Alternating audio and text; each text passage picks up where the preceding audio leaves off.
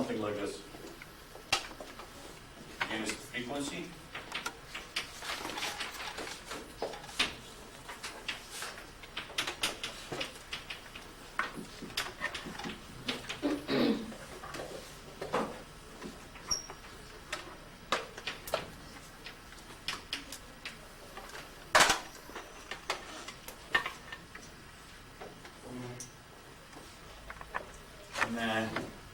I'll just say that this point is 1. And this is the magnitude, the absolute value. Magnitude is the absolute value.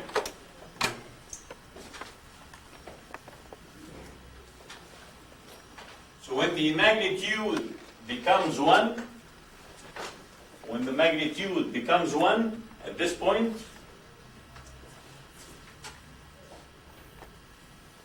let me just clean this.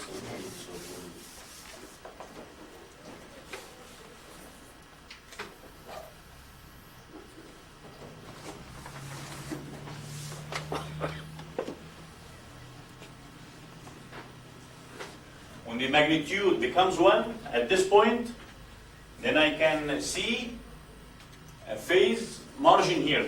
How far I am from the 180 degree. So this is my phase margin.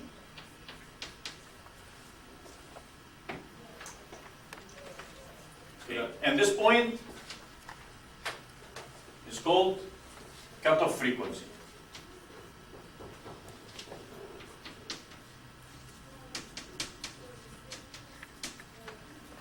Dr. Boz, as you're going from the origin, you're increasing frequency as you go.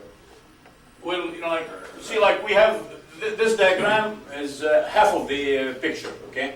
Because this is real and imaginary. So the system will have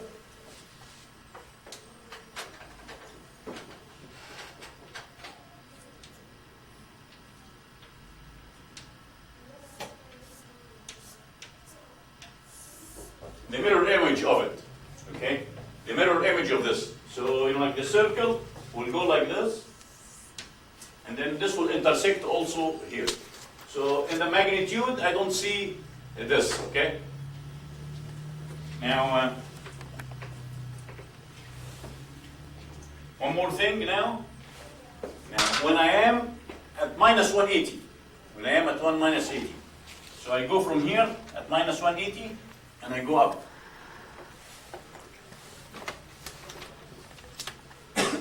At minus 180, I am at this point. So this point is minus, let's say, 8. So that's a small number. I have to increase it to bring it to minus 1, or 1. I have to bring it to here. So this would be my gain margin. This diagram, when I plot this diagram, this is called body diagram, or body plot.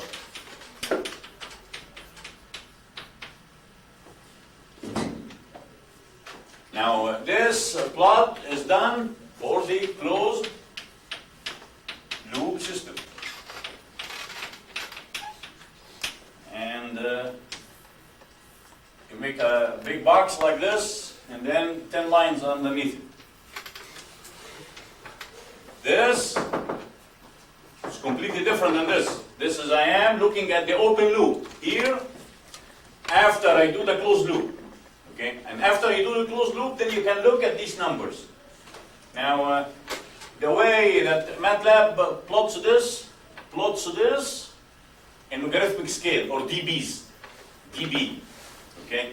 So you will see in Matlab, this one, because it's logarithmic, will be 0.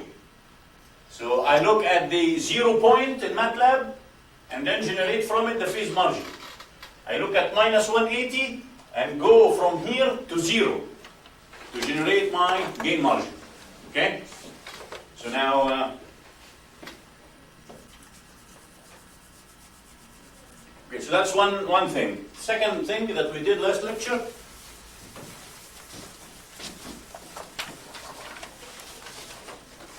this, I will put this in the appendix. I did not write it yet. but you had it in the undergraduate control class. Dr. Bott, Yes, ma'am. the Nyquist plot is the open loop, is Yeah. the open loop frequency, and the Bodie plot is the closed loop system, Yeah, right? because the open loop, because I am including the -1, which is here, which when you put it, then you close the loop. The one will come when you close the loop. Okay. This, the closed loop system. Now I want to look at the closed loop system. How big is the gain margin and the phase margin after I put my controller in?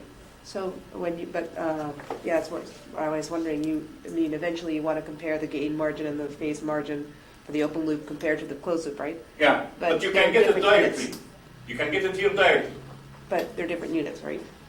No, it's the same. It will be everything is the same. You know, like, so from here, 1/A, that's what you will get. Okay? That's what you will get here. Okay, the magnitude, and then this is 1. Okay, so this is a small number. It will be negative because if I'm looking at the dB, so it will be a negative number.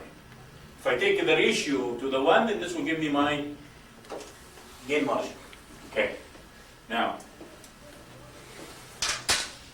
we said here, for the LQR in particularly, we started from the Riccati equation.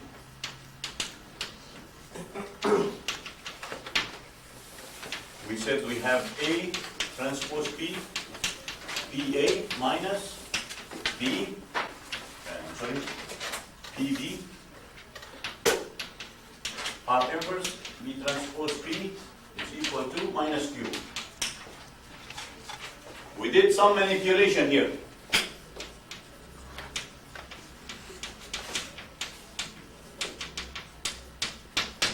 Okay, and the handout that I gave you last time has some typing errors. Okay, so this is the correct one. So you please replace the page that you have with this correct one. So there will be no error.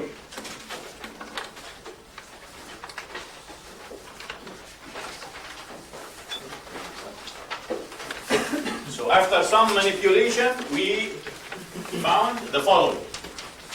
We found that I plus GH squared is greater than or equal to I. And for single input, single output system, this means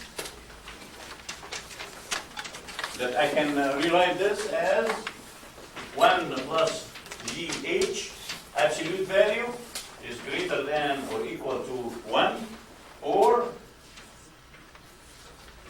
GH minus 1 absolute value is greater than or equal to 1. Okay. In this equation, it says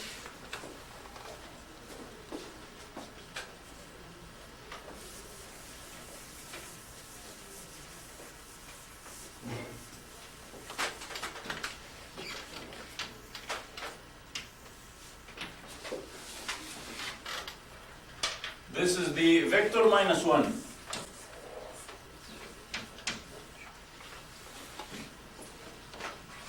If I have here the GH, and I select any point on the GH,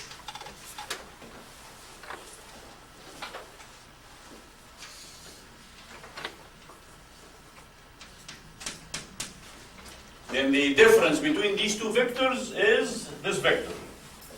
So this is the GH minus 1. This vector is coming from the point minus 1. Coming from the point minus 1. And then this vector, which is the radius, has to be greater than or equal to 1. Has to be greater than or equal to 1. So this radius has to lie outside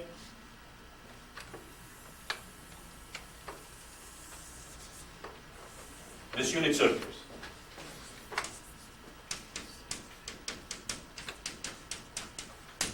The unit circle is a circle that has the center -1 and 0 and radius 1.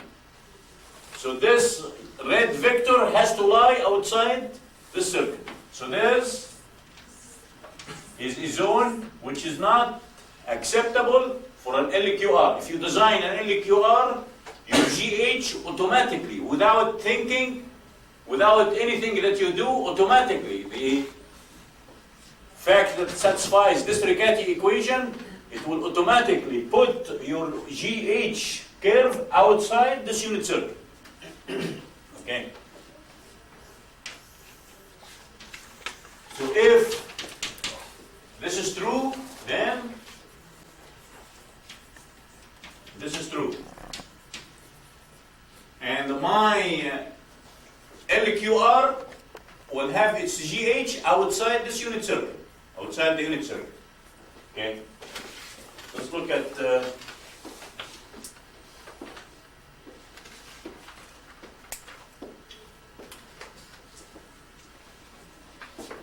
this graph,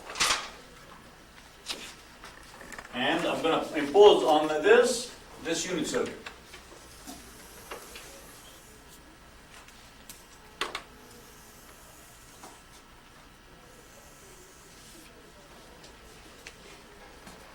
Okay, this is the unit circle of the LQR forbidden zone.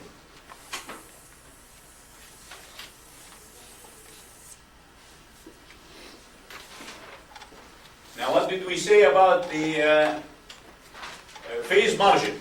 The phase margin, I have to get this unit circle and intersect it with the GH curve. And the point of intersection will give me the phase margin. Now, if my LQR is plotted on this graph, it means it has to lie at least on the circle or outside the circle. Okay? Let's say it lies on the circle. So the only point that will be acceptable is this point, or the mirror image of it here. Right?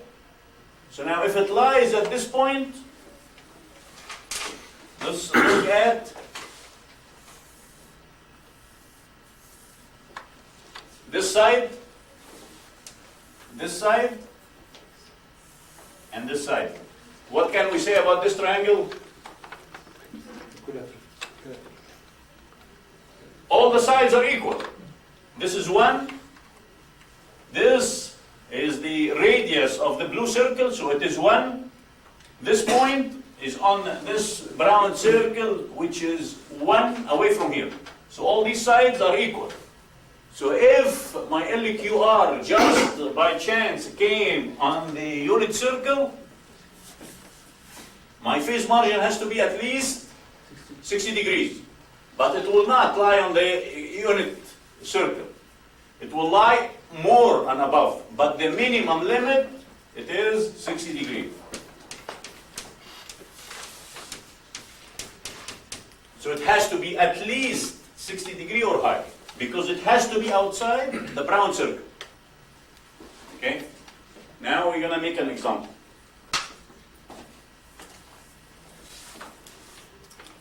The example that you have is in the notes.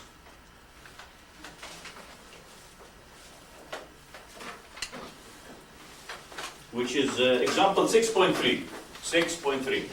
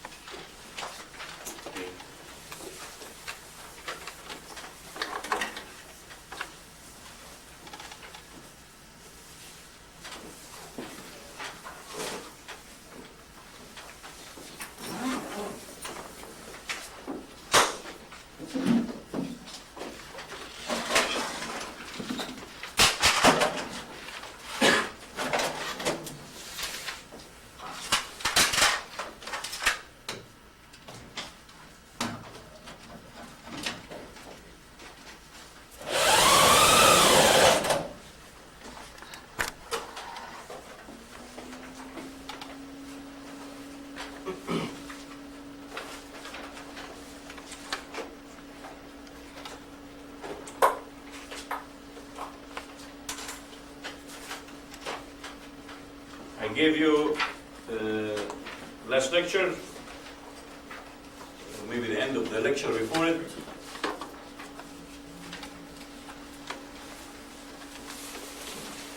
Some programs.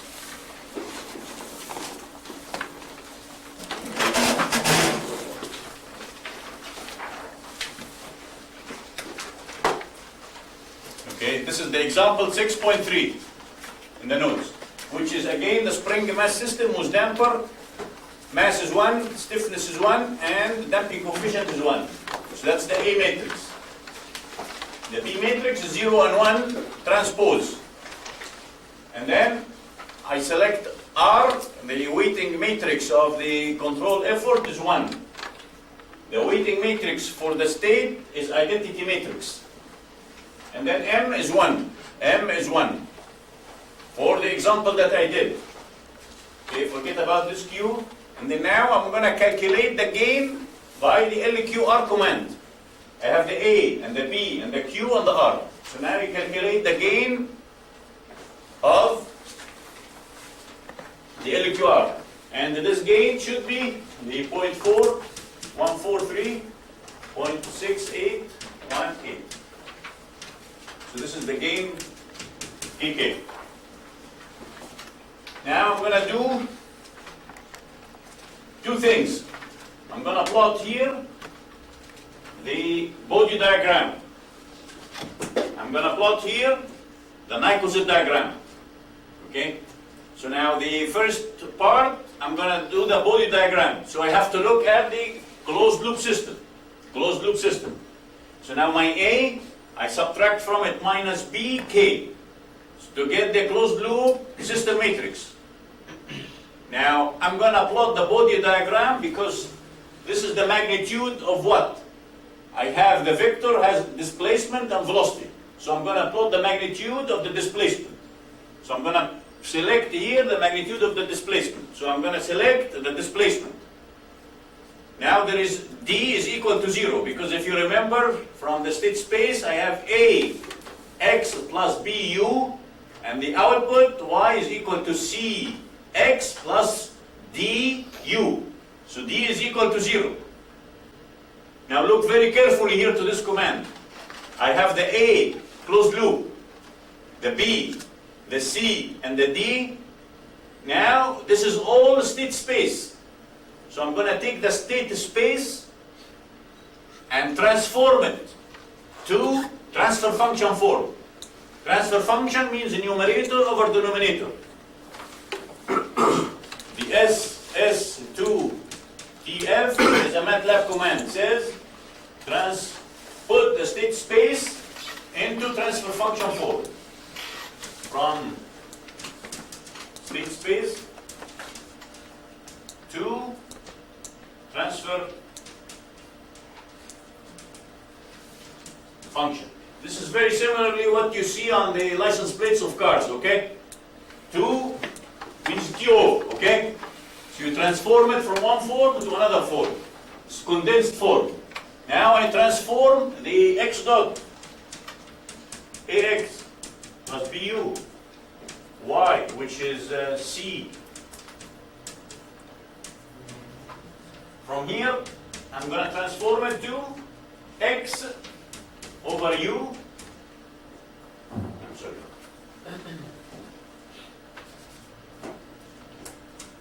Y over U is equal to numerator divided by denominator.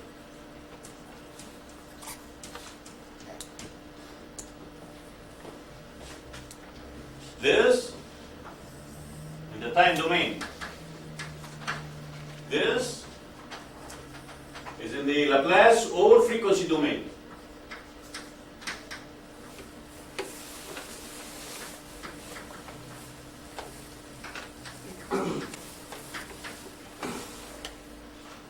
Okay, so now I have the numerator and the denominator.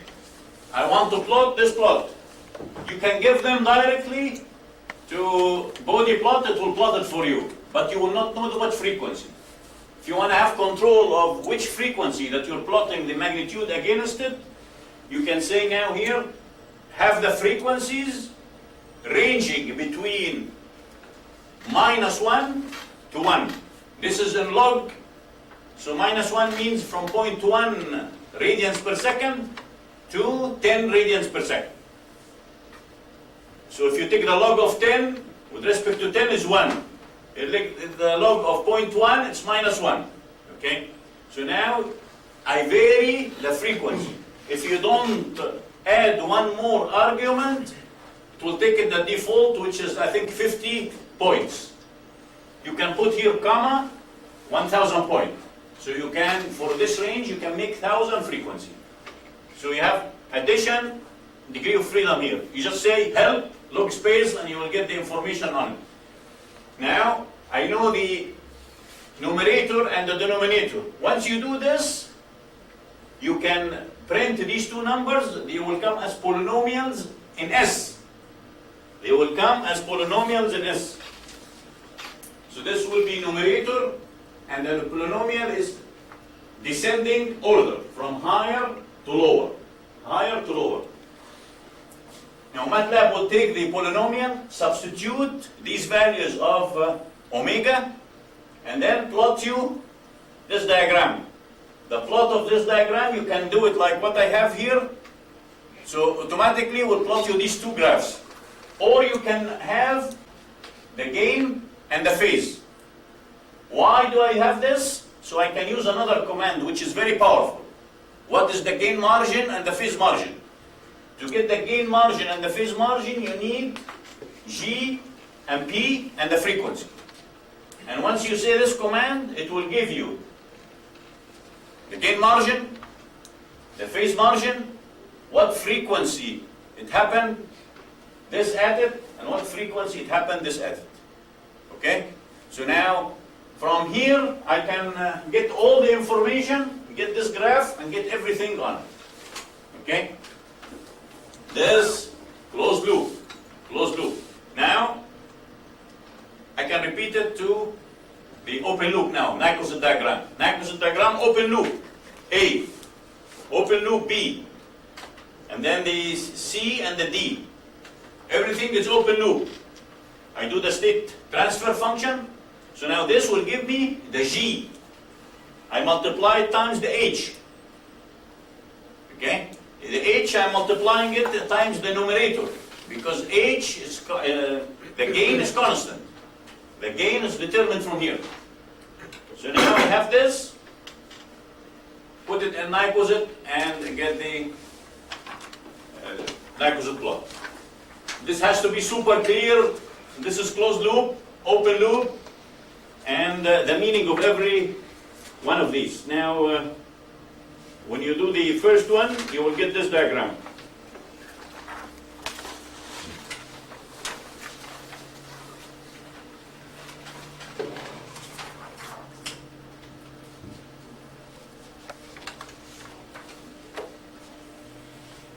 Okay, this diagram says here, and I labeled on it the gain margin and the phase margin. Okay, so the phase margin, this is 90, minus 90. So I have more than 60, I have 90, and we'll see why we have 90. And then here, I have, this is minus 40, minus 40. If you go from 0 to minus 3, it means you can double the gain without going unstable. So now we are going minus 40 and logarithmic. So this is almost infinite. You can do this infinite time. If you are minus 3, log 1/2 base 10 is equal to minus 3. Now if you go to minus 4, it means 1/1,000,000. Very large number. Okay? So now this is very large gain margin. Why we have a large gain margin? Because if we plot the second diagram, which is Nyquist plot, I'll get this plot. Dr. Baz, that doesn't go up to 180, the frequency? Yeah, almost 180. Here. But does it gain, I mean, does that, I guess, oh, okay, such as a big number, it doesn't Yeah. matter how big it is. Yeah. Right, okay. Okay, so this is now, this is the forbidden zone for the LQR. This is my GH. my GH. They only intersect at the 0 point. The tangent here is the one that has minus 90 degree phase angle. Now if this is 0 and I want to bring it to minus 1, I have to multiply it by infinity. So the LQR will always lie outside this zone and will always touch at one point. At one point. Okay? Did the Nyquist command make the unit circle? Pardon? Did the Nyquist command make the unit circle? Or did you just put it on there? No, I put this. Yeah, no, I put this. Okay. Nyquist, it will only give you this part. And it will have two arrows. We'll show you how it is, because this is another way of judging instability. But we're not going to go into this, okay? So how many times you can insert the origin is indicative of number of poles and zeros and relative values of them, but we're not going to touch this, okay? Now,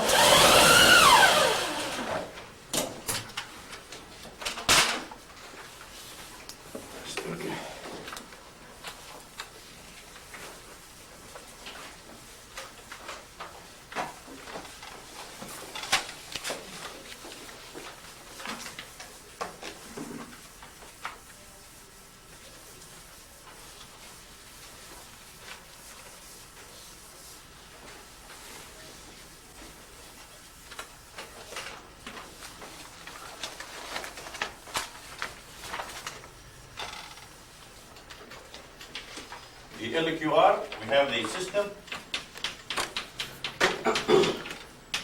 and our U was equal to minus K X, and we said this is full state feedback.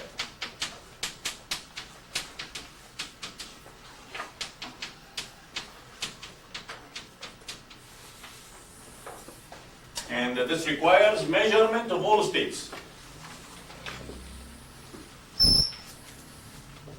Now we'll do the LQR with only output feedback. So my system is X dot. I am going to only measure a small subset of the state vector. So this matrix is ones and zeros. The ones, that's what I'm going to measure, the zeros for what I'm going to measure. And then now my controller will equal to minus sum k and 1. So I'm not measuring the entire vector. I am measuring only a small subset of it. So this C has ones and zeros. Whatever I measure is 1, I don't measure is 0. Now my control action will be based only on what I measure.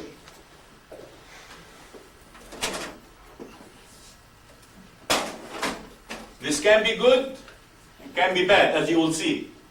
But most probably will be bad, unless you are very careful. Unless you are very careful. And I told you the condition for being careful. And you had the homework, the last problem was the condition for being careful. In the first homework problem. So now we'll see the effect of this on the margins of stability. Now I'll take this and then do the same story. Again, this problem has unique solution if I have single input and this system has number of unknowns will be equal to number of equations, then I can solve for the gain. If I have more than a single input, then I have to use optimization. And optimization will be like this. Define performance index.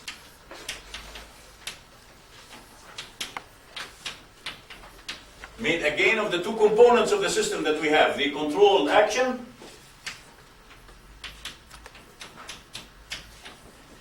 and then now here I don't have the entire X. All what I have is the Y's.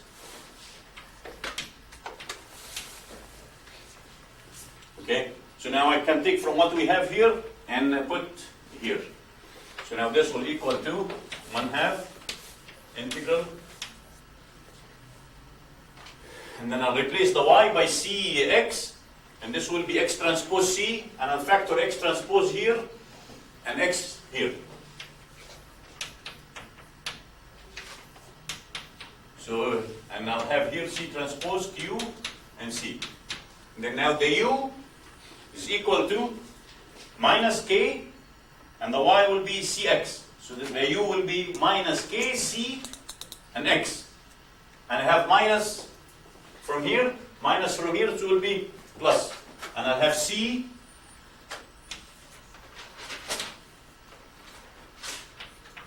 and K, and then R, and then this will be the transpose of it, so this will be C transpose, K transpose.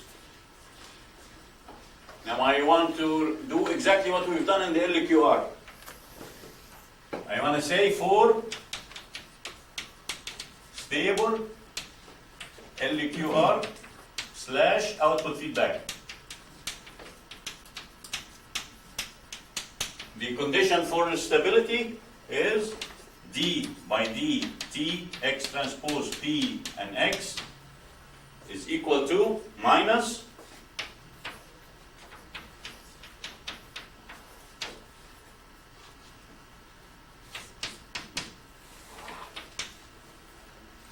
C transpose K transpose R K.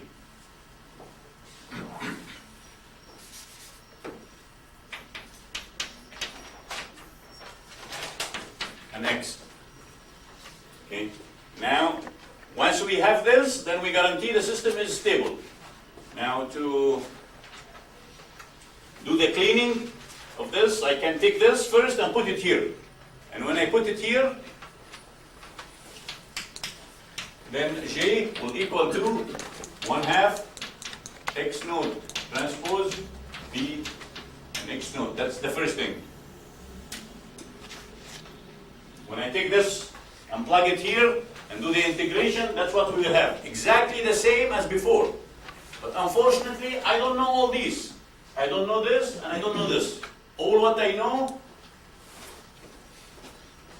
is what I measure. Y 0. Only. I know only a small part of this. Okay? Now, the second thing is if I take this equation and expand it as we did, and then plug in the equation of motion, then we end up with an equivalent Riccati equation for this case. So now this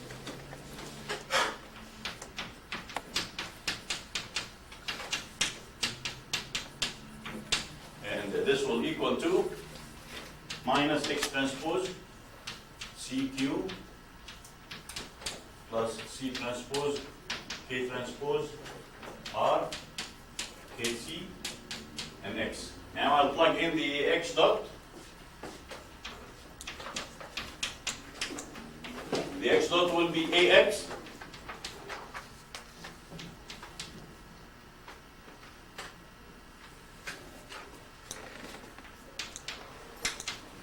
and then the V will be V minus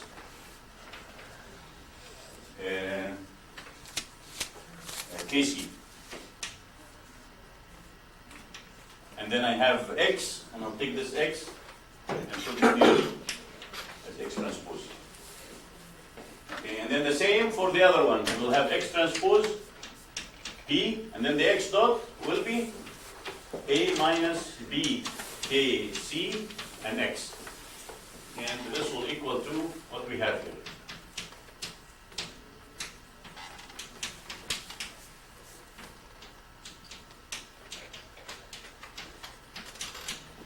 Now, if you look at these two, I can take the X from here and here, and put it out, factor it. Take the X transpose from here and here and factor it. And then now I have X transpose times the bracket and X, and I have the same story here. So then the yellow brackets are equal, and this would be the equivalent Riccati equation for this case. So now we have A minus B K C transpose P, P, A minus B K C should equal to minus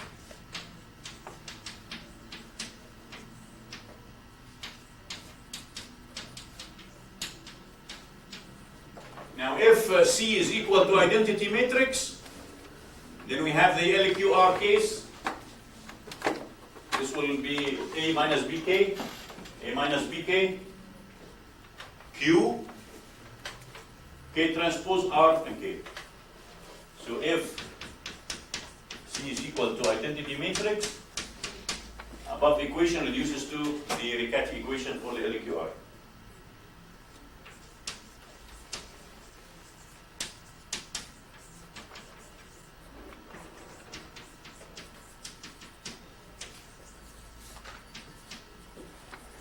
Okay, I'm not gonna reduce this anymore. I'm gonna leave it like this.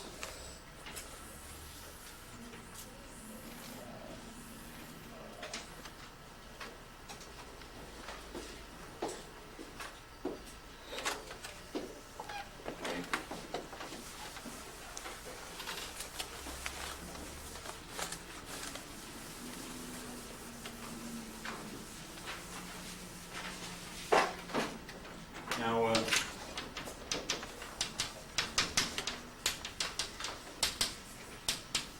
how do we minimize J? I cannot do what we've done last time because del J is equal to 0 does not mean that del P is equal to 0. Because this and this has a lot of unknowns that they might not, they are not accessible to me. Only part of them are accessible to me, so I cannot apply the same rule. So we have to do a little trick. So we'll say here as J depends on unmeasurable quantities,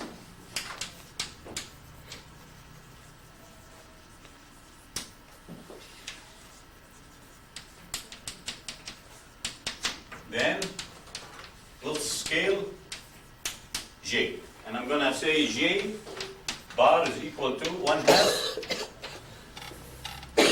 x0 transpose and x0 divided by x0 transpose and x0. And then we'll say let V be the eigen vector matrix of P. And this eigenvector matrix of P, I'm going to do it like this, which is scaled such that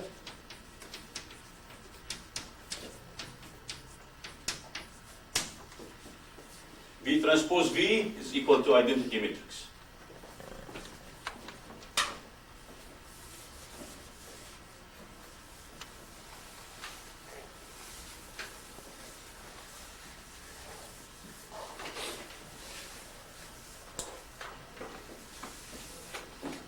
And now we'll just say here let this vector x0 is equal to V times a vector Z. This is very similar to what we do in modal analysis. Make modal transformation, and I'll make transformation. So if I do this transformation, then we'll see nice results coming out. So I'm going to replace each x0 by the eigenvector matrix and any variable, any vector Z.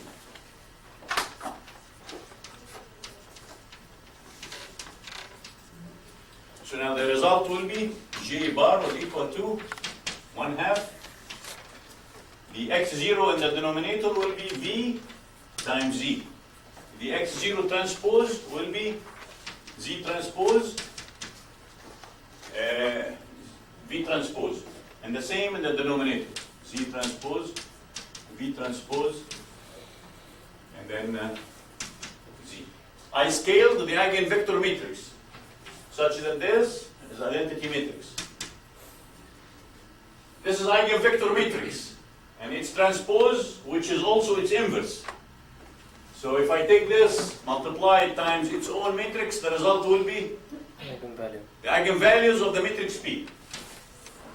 So now this will equal to 1/2 Z transpose times the matrix of the eigenvalues of P, which is diagonal matrix, and then divided by Z transpose Z. And the gamma is the Eigen value, diagonal matrix of P. Okay, let's just say a simple example here. If Z is equal to a vector like this, Z1 and Z2. And then the lambda will be 2 values. I'm going to plug them in the top equation. So J prime will equal to 1/2. The denominator will be Z1, Z2, Z1, Z2. And then here we have Z1, Z2, lambda 1, lambda 2, Z1, Z2. And the result will be scalar and scalar. The scalar in the denominator, Z1 squared, Z2 squared. And the numerator will be lambda 1, Z1 squared, lambda 2, Z2 squared. I have two eigenvalues. So definitely one of them will be large, one will be small. Let's say one of them is minimum, this is lambda 1, and this is the maximum. Then I can write this, and I can say, if I take here lambda 2, which is the maximum, Z1 squared, lambda 2, Z2 squared,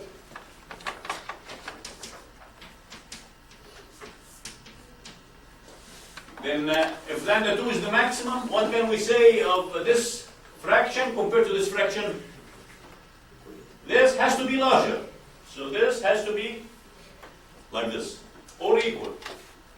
Okay? Then I can repeat the same if I replace lambda 2 by the minimum, lambda 1. So this would be like this. Lambda 1, Z1 squared.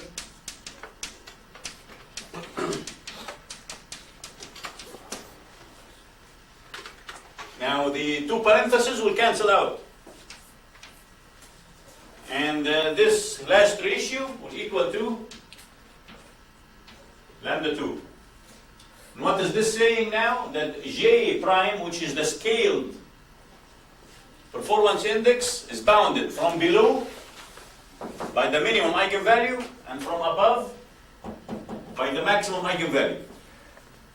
Now if I have 10 of these, it doesn't matter, because lambda 1, I'll replace all the lambdas by lambda 1, and I'll replace all the other lambdas by lambda 10, the maximum and the minimum.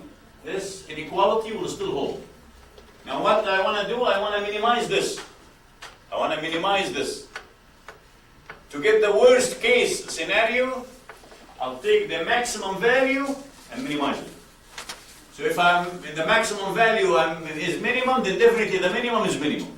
Okay? Because the maximum is much greater than the minimum. So for the worst case scenario, which come about because I don't have everything known for me, I'll take the worst case scenario and minimize it. Then the whole process comes to be like this.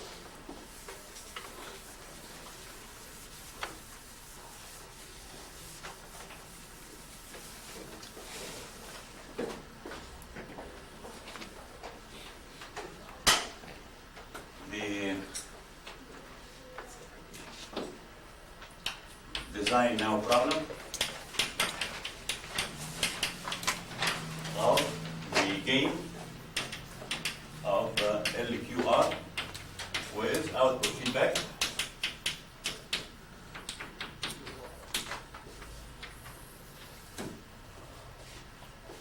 Find the gain K.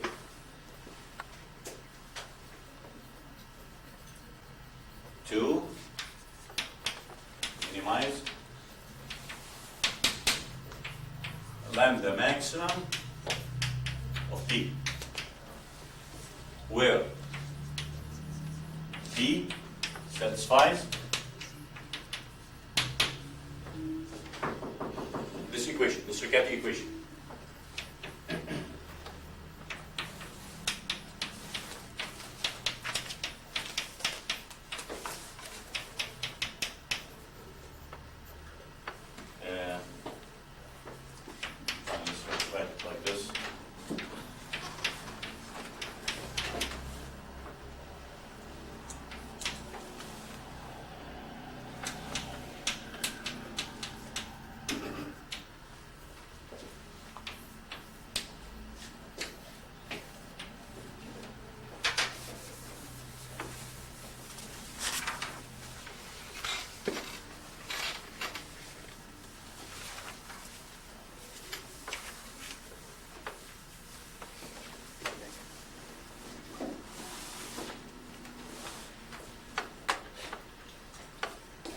to do this.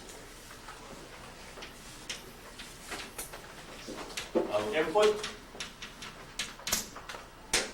the A, the B, the C, Q, and the R matrices. So now everything here is known. This, known, known, known.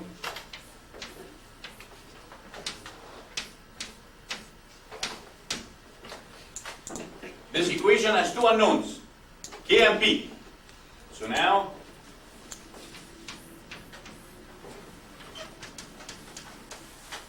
assume K. Okay. Once I assume K, then this right-hand side will be completely known. This matrix will be known, this matrix will be known. So the result is some matrix A transpose P plus P, let me write this, A, closed loop. And then this is P, A, closed loop.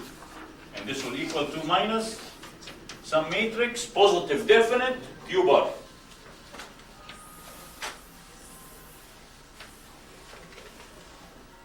This is not what I gave you last lecture. Last lecture I gave you the solution for some matrix A, P plus P, A minus P, B, R inverse P is equal to minus Q. So the solution for the second order equation was either by the LQR or by the eigenvalues of the Hamiltonian. Now this is a very special case, and this is called the Lyapunov Equation.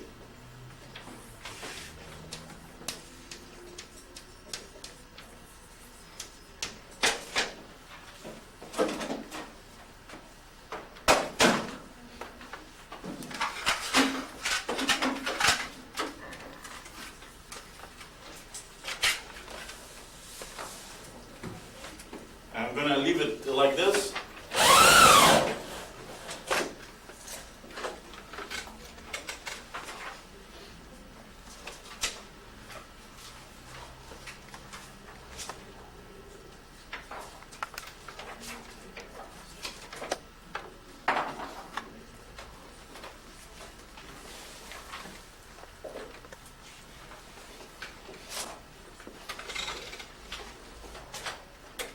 Oops. I think we have a problem, Dr. Han.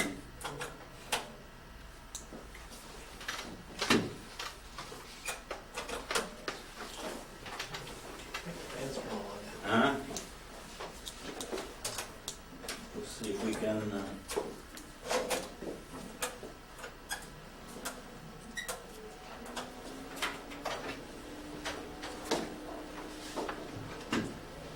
Okay, let's try this. Check it, doesn't work? Check it again. Maybe it runs today. Because the two bulbs are gone here.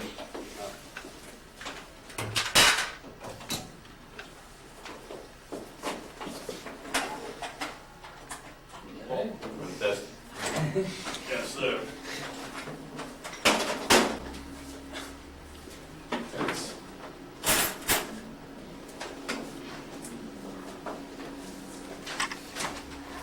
So, this is in Matlab.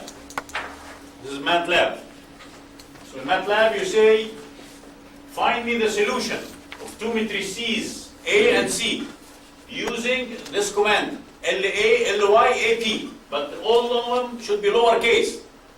This is all lowercase. Lyapunov of two matrices. But see how this Matlab structure. A times X plus X times A transpose. Here we have the reverse. We have the matrix transpose times P. P times A. Our P is his X. Our A transpose is his A. The first matrix should be transposed. The second matrix is the P, or his X. And then the minus C is our minus Q bar. Okay? So now you go in Matlab, I assume the K. So now I have the AC, and then I have the Q bar, because the left-hand side is completely calculated. C transpose QC plus all this. So this matrix is known. This matrix is the transpose of what Matlab requires. Then I apply the Lyapunov command. And I get the solution, which is X, which is my P. Now this is a matrix.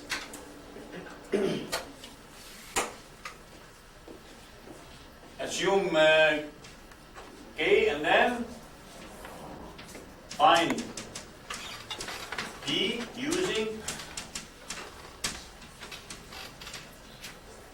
Lyap command. I have the matrix P.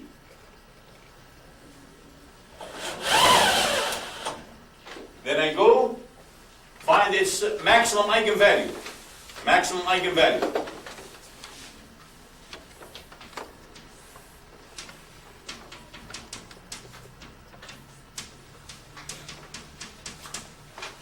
Is this maximum minimum or not?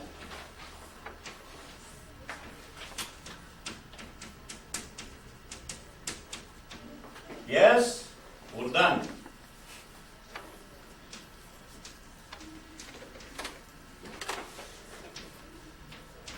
No?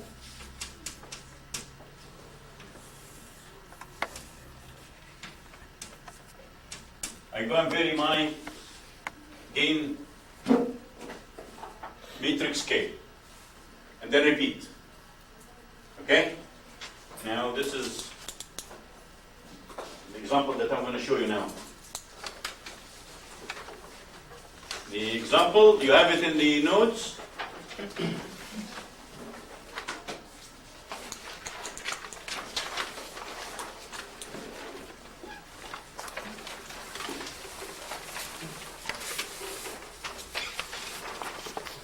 Example 6.4.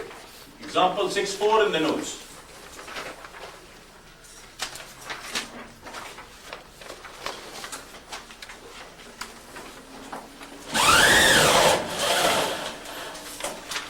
So we have the spring mass system. I have two states. I'm going to only have one controller, either on the position or the velocity. I'm begin first with the position. Same problem again, the spring mass system. R is 1, Q is 1, because C transpose Q and C becomes 1. Okay? Now, for the output feedback case, I'm going to measure only the position. I'm going to vary the gain. I'm going to vary the gain. The value of the gain will vary from 0.01 to 1. Okay? And then now my gain, I'm going to store it in some matrix. And then I'm going to calculate the closed loop matrix, which is the A sub C. The A sub C. And then I'm going to transpose it, so I can use it with Matlab Lyapunov command.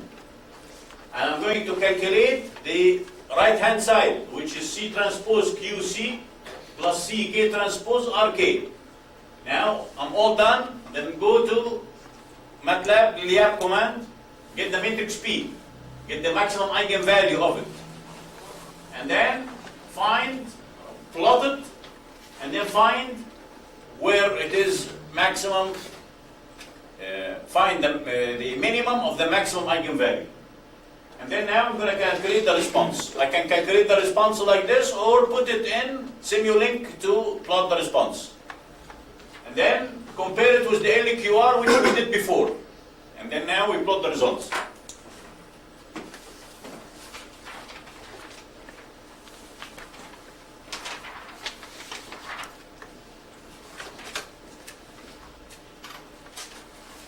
I repeated this problem for the either velocity feedback or position feedback.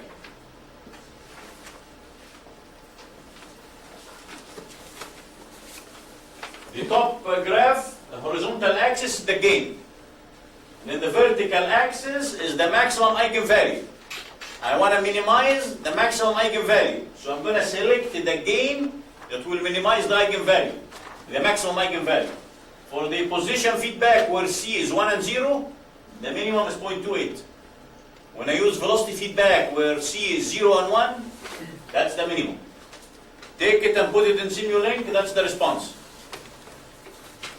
The LQR is this graph. This goes to the settling very fast. The position feedback has overshoot. The velocity feedback, because I put damping on the system, slows the response down. And it takes more time to reach the settling time, the final destination. Okay? Now, for this case, I can repeat this for the Nyquist plot, okay? Which is the example 6.5.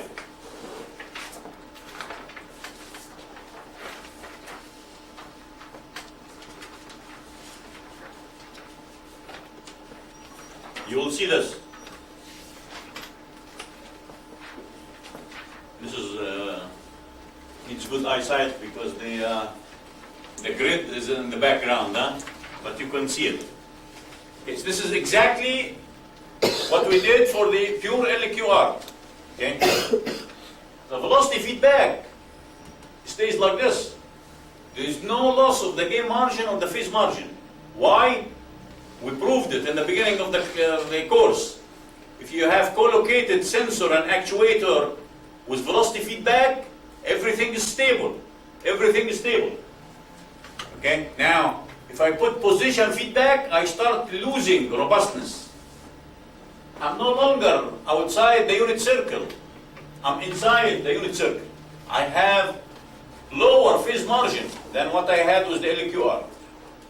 If you reduce the damping of the system, then you will see that this will keep going inside here. Okay? This is fantastic. So now we're ready for nice homework.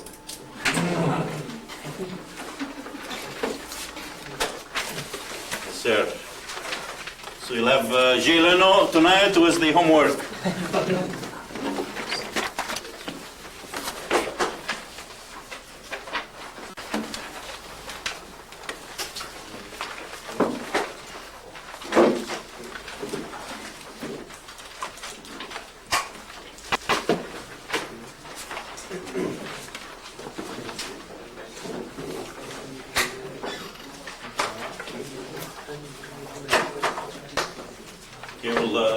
Take you out today early 2 minutes so you can make up for the test.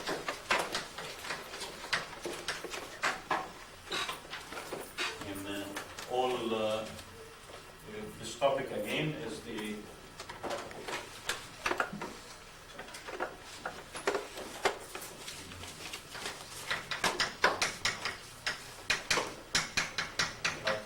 feedback.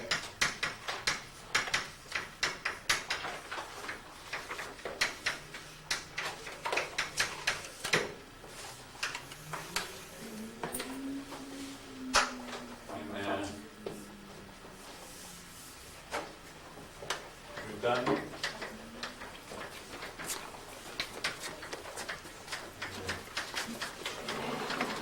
LQR. Feedback.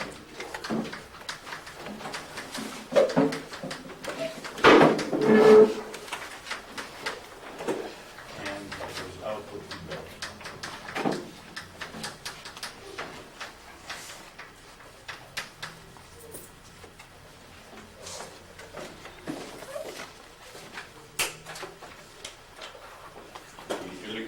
We write down the system equation.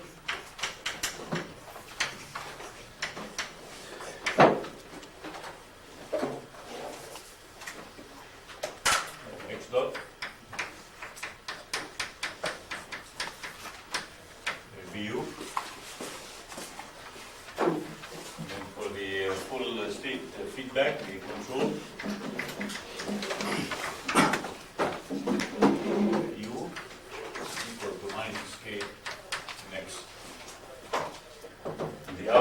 Feedback.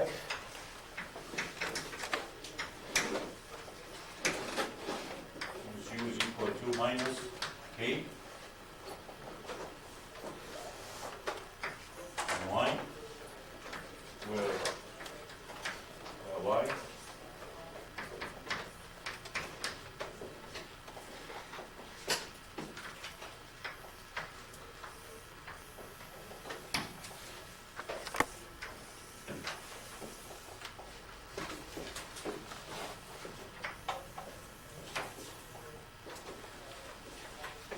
so the important thing from what we have here is the system equation has no disturbance. And in the first case, we have all the states are accessible for measurement. In the second case, some of them are only accessible for measurement, and then we use whatever we measure to feed it back in the control system. So maybe this will make this KF, and then this is KO. These are two different dimension matrices. Okay. And again here, another important thing here, there is no noise in the measurement.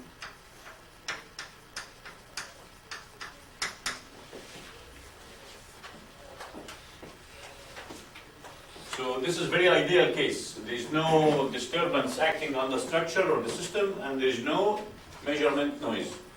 But nonetheless, this is more idealistic. This is more idealistic than this. Here we have everything. Here we have only part of this. So now what we're going to do today is the linear quadratic Gaussian. You do it here.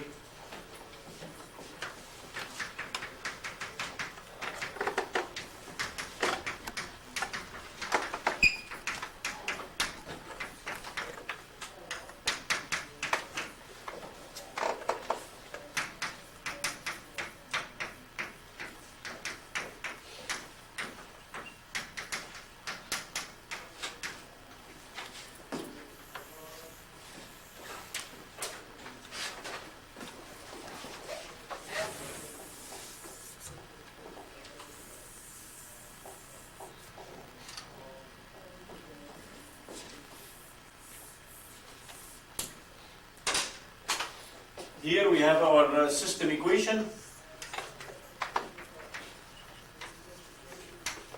Like this.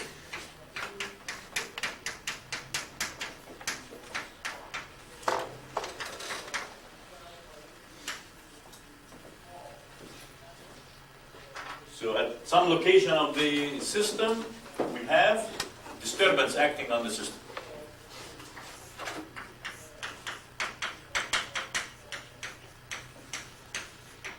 Broken down, very similar to what we have for the control action.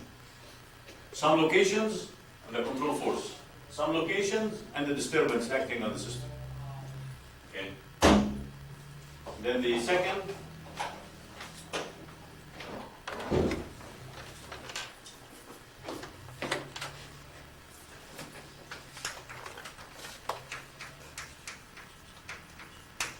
Again, I don't have everything accessible, but the only small subset of it. And whatever we measure also is subject to some noise in the measurement. So this is disturbance, and then this.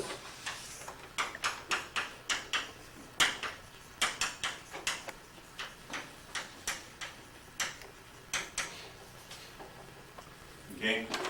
The last thing that we have is the control equation.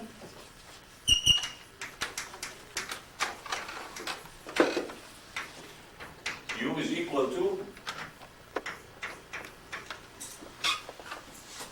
I'm going to have this look like this, in spite of the fact that we're only measuring small number of measurements. So we're going to have U is equal to K times X.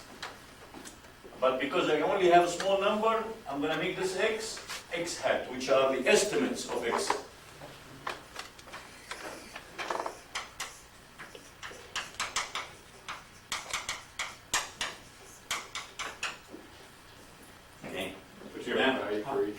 Now how are we going to estimate x? Okay, so now here I either have all of them or I have a small set of them. Whatever I have, I'm going to use it in the controller. Here, it's a different approach. I measure only small subset, and then I'm going to use from whatever I measure to try to reconstruct the entire state vector. I'm going to reconstruct it again. How would I reconstruct it? Like this. I'm going to have here something called state estimator, or observer. In this context, it is called, none of this is used, but it is called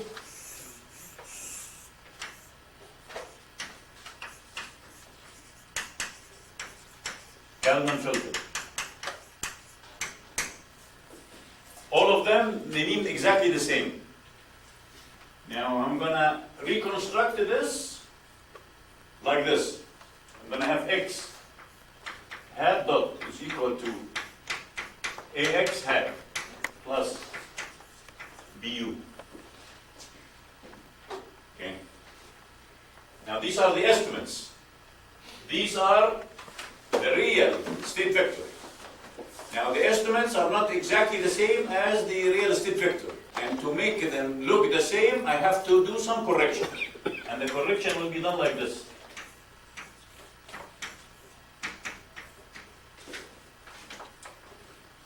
These terms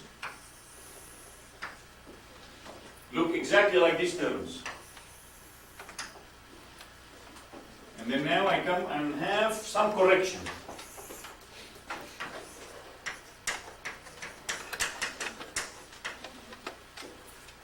And the correction depends on how much is the error that I have in the estimates, times some gain of the filter.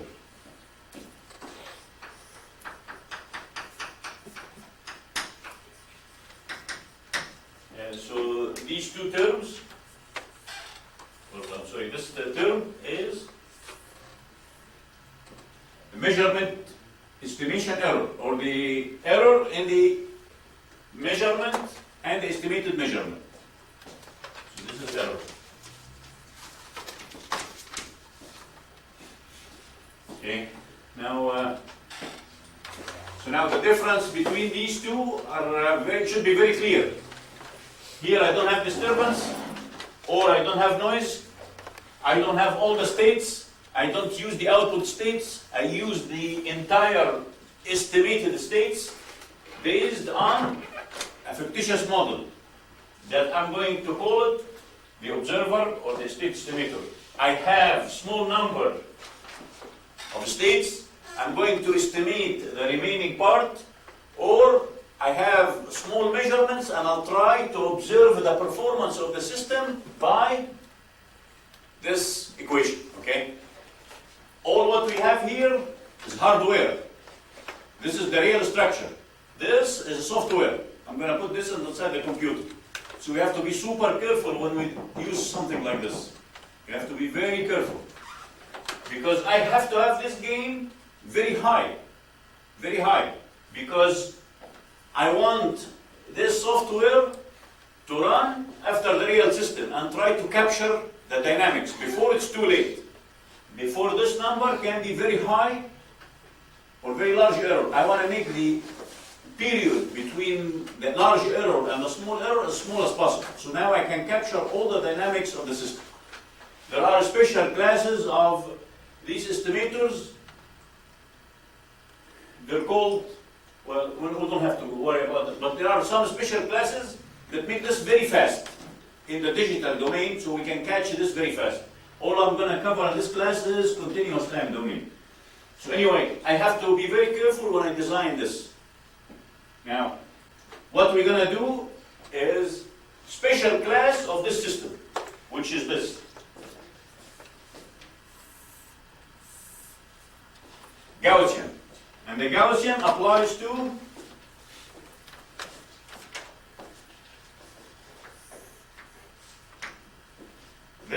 this disturbance and the noise in the measurement. In the H infinity, we will look at any disturbance that can vary in the time or the frequency domain, and any disturbance on the measurement. You might have failure of some sensors, so you can include this also as a disturbance on the system. But the important thing is, again, I have disturbance and I have noise, and in this topic, LQG, we are limited to random disturbance and random noise on the sensors. Okay. Now, again, I want to, before I erase this, I showed that this type of controller is robust.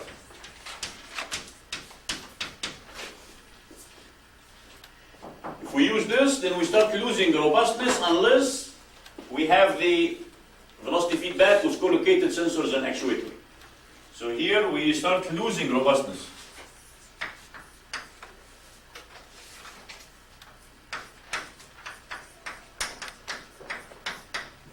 But we'll show that this can be unstable.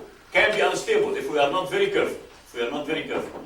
Because here I'm going to use estimates of the state, and I am putting an equation. This A may be this A, but this A is hardware A. This is a software A. The hardware can be different from the software. The structure in my model, I'm going to make it simple and get a model for it. The actual structure can be different. Now, when I run this parallel to this, I can make things horrendous for myself. And I'm just going to give you one reference. You just look to it in your free time, which is, well, let's see here. A book by Franklin and Powell. This is called Introduction to Control, to Automatic Control.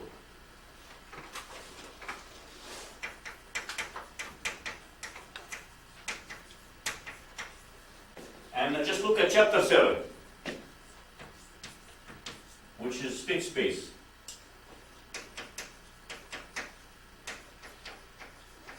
And look at under this topic, Lunenberger observer. This is exactly this. Look exactly the same. The only difference between this and the Kalman is the noise here and the noise here. Okay, this man is an economist, and he developed this. But for example, if you look at the stock market and you look at some instant of time, you can predict what will happen. Okay, so this is very similar dynamic system to what we have. So he did this for economic system, again dynamic system. And if you look at the examples that they have, you will see I am measuring things in one direction. The estimator tell me I am moving in the opposite direction. So if you can use this for feedback, you excite the system instead of damping the system. So unless you're very careful, you can destroy the system robustness. So that's what I'm going to say, like about this for now. Just look at this, which we covered in the undergraduate class.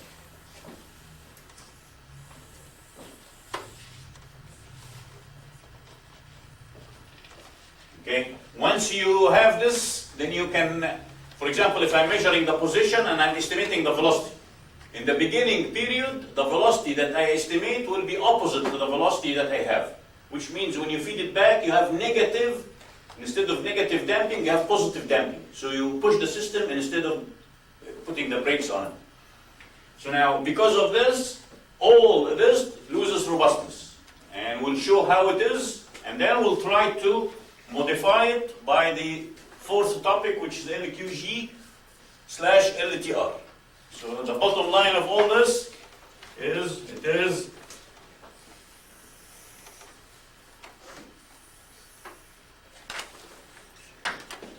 less robust.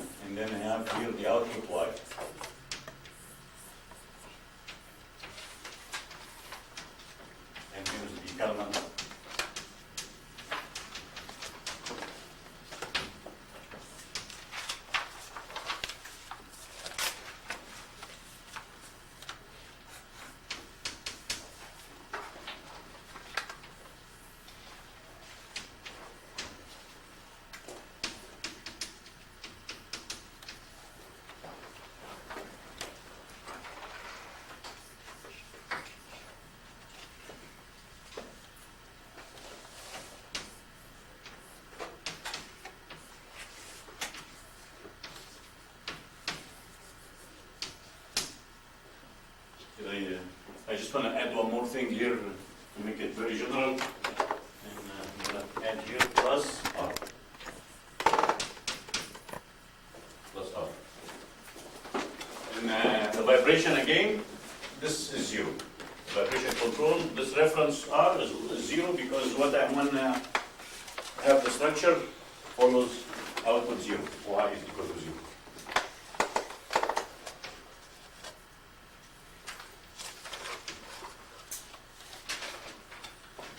Now, if you look at what we have, the top part,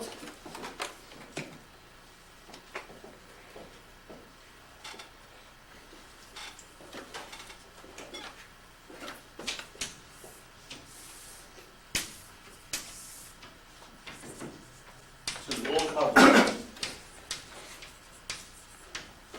This is the structure. The bottom part is the software.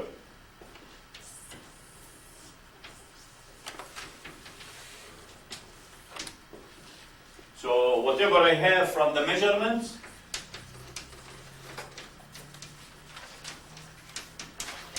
and then I can come here and make an summing junction here, and then add the measurement noise V or mu.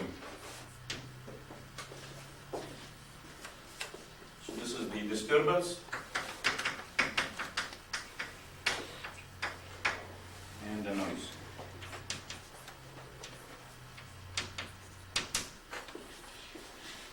And always I will have my structure, and here of course we have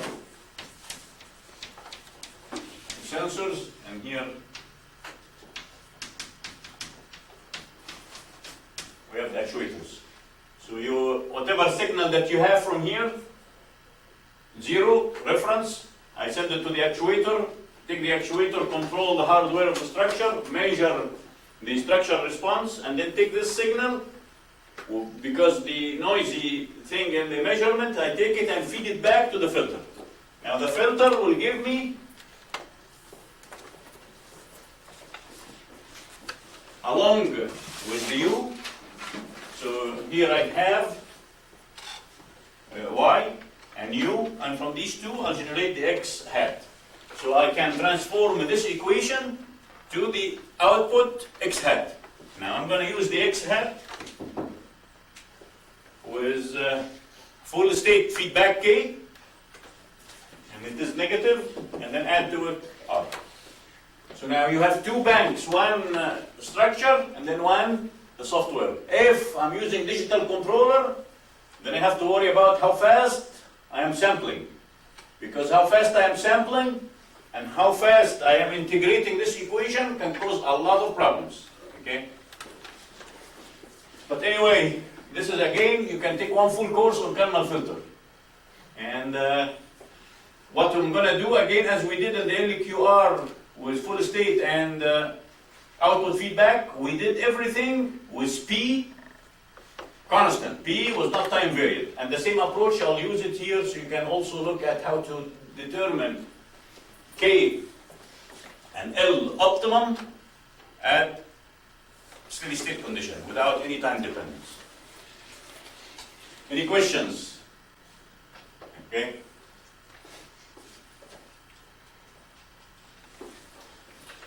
Okay, so now what we will do is take these equations and try to find performance index, try to minimize the performance index so we can determine the L and the K.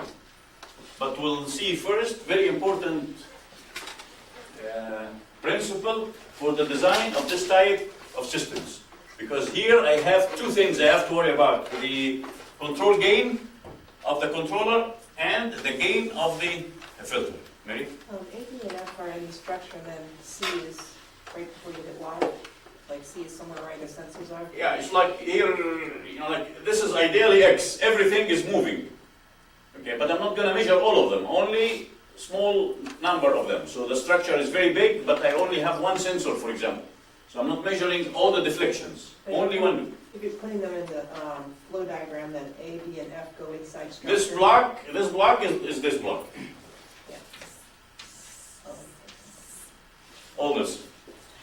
Because here, I should have here C before I go out. Okay.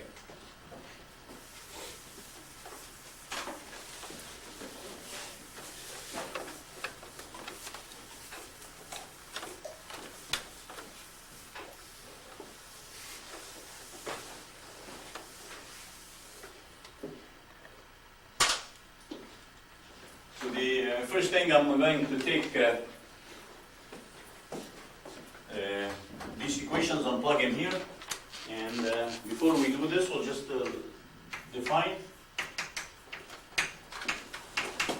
E as x minus x hat. So this is the error of estimation of the entire state vector.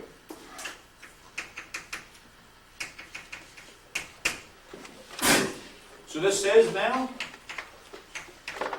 that I can replace x hat by x minus b. And then now I have x dot is equal to ax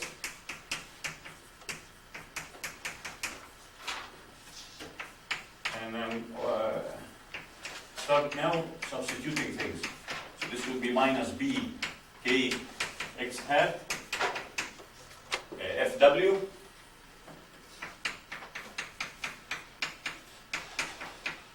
and then x hat I'm going to replace it by x minus e.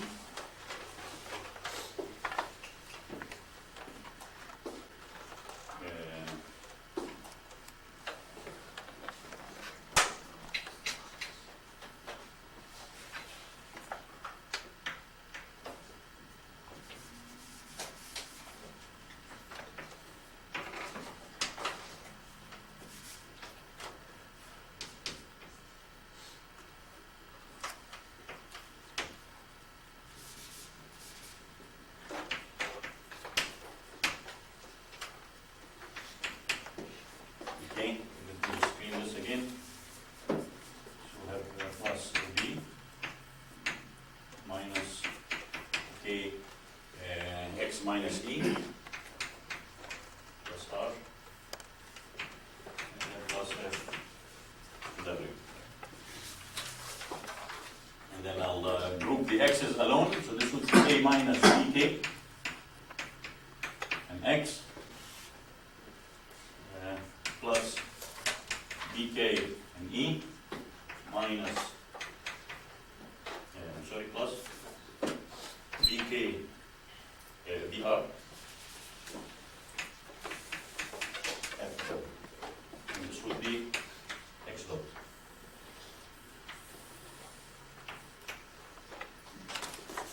And we'll call this equation number 1. Also, we have the Kalman filter is A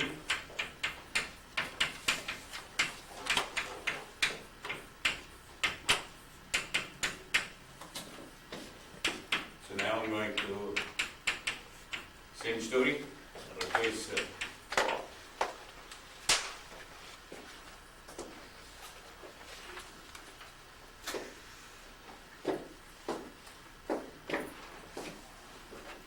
I'm going to leave this as it is.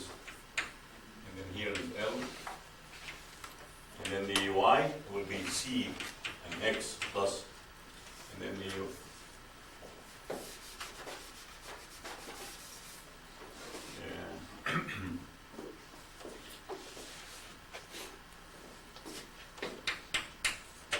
and then this will be C and X hat. And now I'll clean this. We have A minus LC x hat BU L V. Let me just make this V so. And then the last term we have is plus L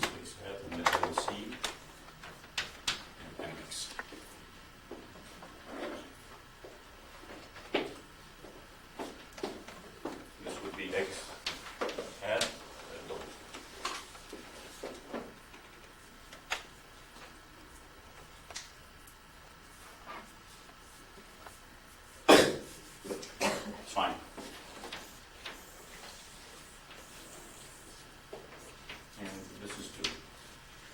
And then I'll come and subtract 2 from system equation, which is the x dot is equal to ax plus bu fw. So I'll subtract this from this. So I'll have x dot minus x hat dot will equal to this is a and x, and I'll subtract this from it. And this would be a minus LC times x.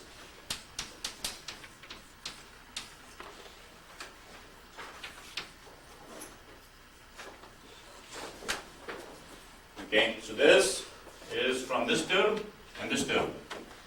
And then now I'm going to subtract this term again. So this would be minus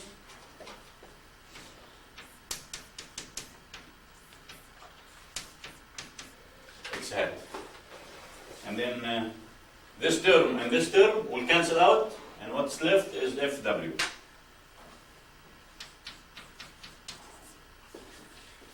Now I'm going to clean this based on this definition.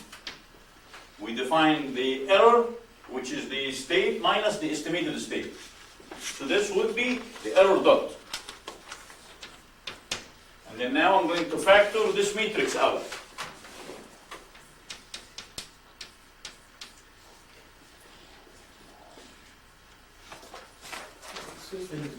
Did I miss one more? I missed this term. Okay, so this would be minus LV. Okay, so now I'm going to factor this matrix out. And then will be x minus x hat. X minus x hat is this error, E. And then plus minus LV.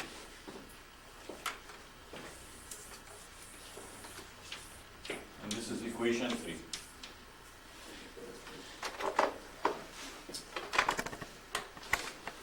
Let's say I don't have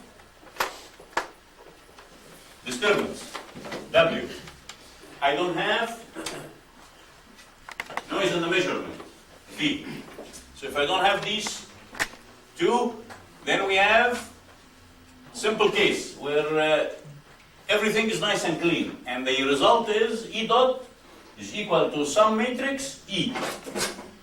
Okay? Now if you look to the controller, same story. If we don't have this term, we have vibration, we don't have this term. We don't have disturbance, we don't have this term. So everything here is 0. So the state of the system is governed by this equation. X dot is equal to A minus B K. A is the open loop. B is where we put the actuators. K is the control gain. Now look here. It's very similar. Very similar. Except these two are flipped over. Here we have first where the actuators are placed.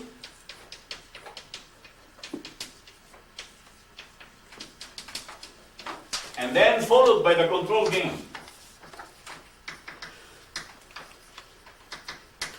Here we have the reverse. The gain of the observer or the estimator first, and then where we place the sensors.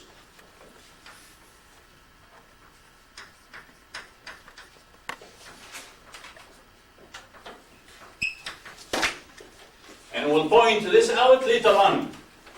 More. Okay? So now if I don't have errors in my states, and I don't have any disturbance, we have very simple, very similar equation. First order equation, first order equation. If I want to design the controller in a very good way, I want to make this matrix, which is the closed loop matrix, stable. So I'm going to select the gain to make this stable. Same story here. If I want to estimate my states such that this error will go to 0 very fast, I'm going to make the closed loop matrix of the estimator or the observer or the filter stable. Stable means it has negative real part. So if I take first order equation and get the solution looks like this. If it is a scalar, I can say that E is equal to, it's unfortunate it is E, but it is E. And then we'll write this as exponential. And then the exponential will have minus A minus LC, or I'm sorry, A plus LC times the time t. And then this whole thing times the initial error. So if this is first order equation. The solution is very simple like this. Exponential, if everything is scalar, the condition to have this stable is to have this term negative. So at time t go to infinity, the error will go to 0. The error will go to 0, which means x hat and x are exactly the same. That's what you want to do. You want to have the estimation error 0 as fast as possible. So to make this as fast as possible, you just make this very large. Because this is very large, will make this term more negative. So I can kill the error very fast. Same story here. I can make the system vibration go to 0 if the A minus BK is very highly negative. So now this whole system will go very fast to 0. So I'll kill the vibration. Again, these two are exactly parallel. Exactly parallel. And because of this, you will see the equations that we used to derive the optimum control gain will be exactly the same as this. But they have this flip over characteristic. This is first and then second. Here, the reverse. This principle is called Duality Principle. I designed this and I used the same command in Matlab to design this. Any questions? This has to be super clear in our head. So, because you can design this very fast now. Very fast. Okay. Now, before we do this, I'm going to combine these two equations. I'm going to combine these two equations.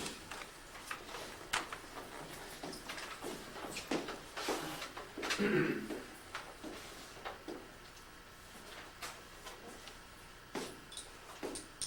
I don't need all this.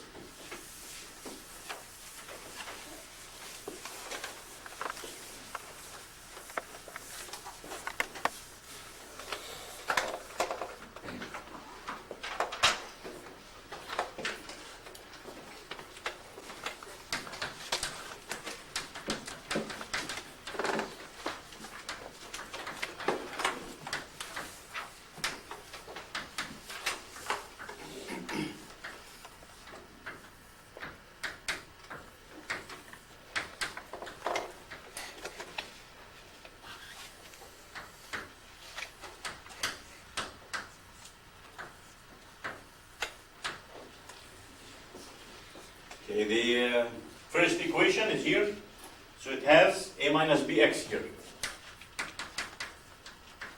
A minus Bk, I'm sorry. And then the E has Bk. And the second equation does not depend on x. Depends on A minus LC, which is function of E. And then now here, we have B and F and 0. The second equation, we have F minus L.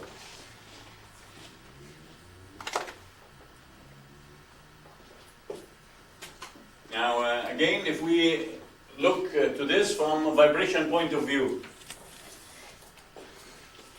I can write this, for example, as M x double dot plus K x is equal to some forcing function f. If I want to calculate the natural frequencies of the system, I don't have to worry about the excitation. For natural frequencies, I'm going to reduce this equation to homogeneous equation. Same here. for this system, if I want to get the natural frequencies or the eigenvalues, I'm not going to worry about all the excitation, references, or disturbance or noise measurement. This is all taken out of this picture. So now,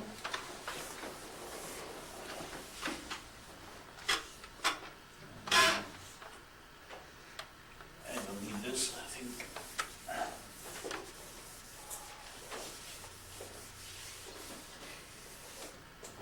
So to get the eigenvalues, I have to worry only about here the system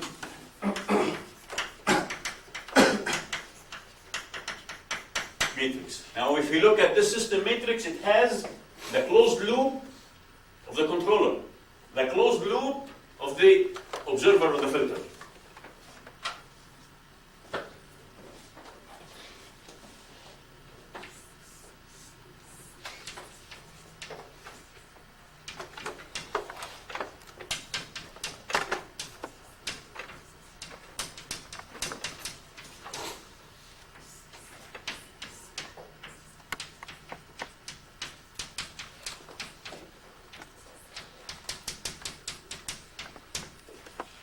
Now if I want to determine the eigenvalues for this system,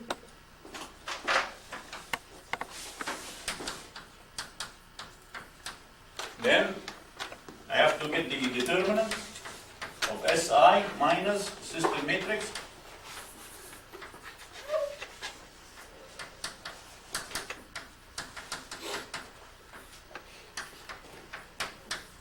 equated to 0. Okay.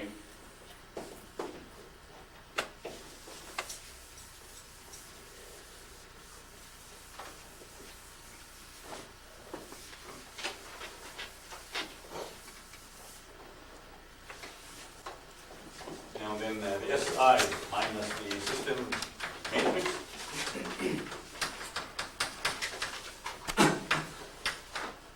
this is equal to SI, this is the Laplace minus A minus BK minus BK 0 SI minus LC. And the determinant of all this matrix. And when I equate it to 0, then I have a polynomial in S, solve the polynomial in S, and extract the roots, which will be the eigenvalues.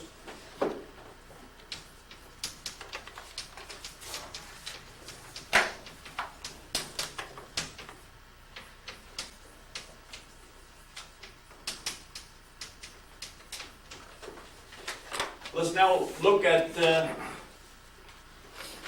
this matrix as if it were a scalar. As if it were a scalar. Like this is the Laplace operator minus scalar. Laplace operator minus scalar. The determinant of this 2 by 2 scalar matrix will be the determinant will equal to the SI minus A minus BK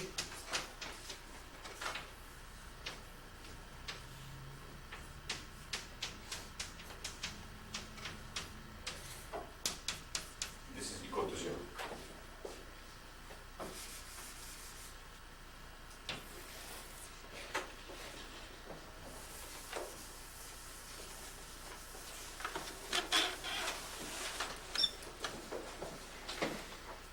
So now the solution of what we have here is a solution of this bracket and the solution of this bracket. Each one of these solutions makes the determinant go to 0.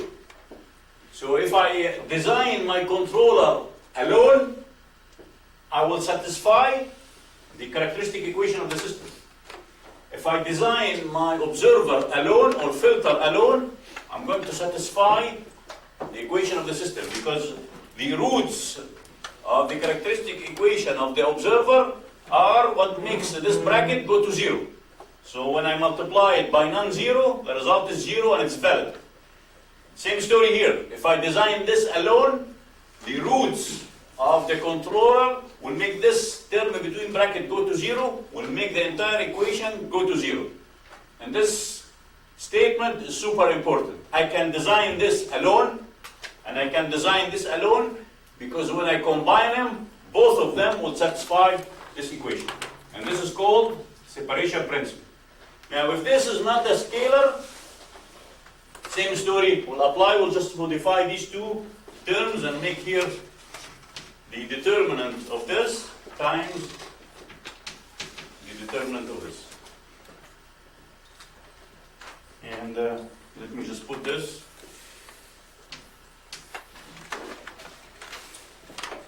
And this.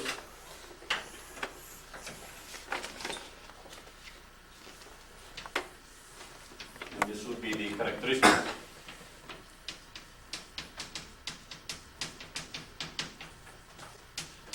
Equation of the closed loop controller equation. And the second box is the characteristic equation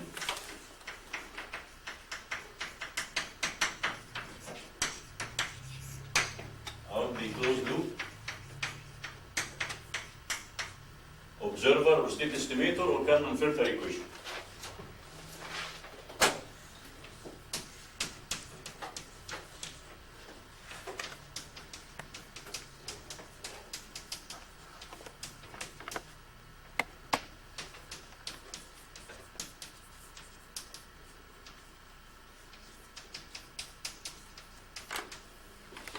And the bottom line of all this is this statement.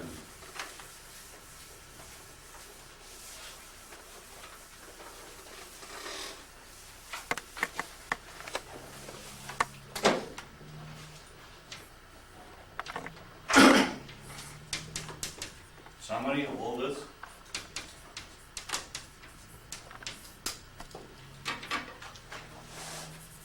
We can design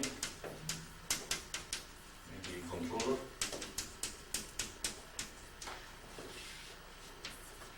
completely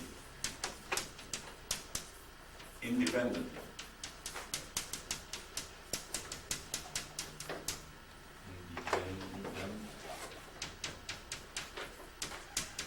of the design of the observer. And this is equal to the separation principle. And we'll say here because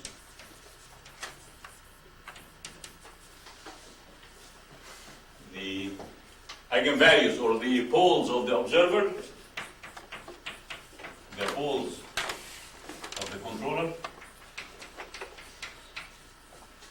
are poles of the entire system, When I put x dot and e dot, that's the entire system, are the poles of the entire system.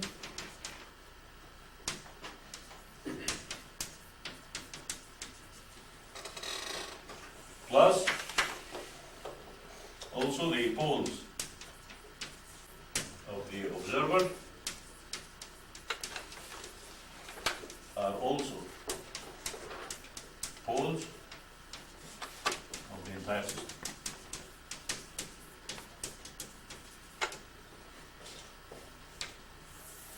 And this is very important principle.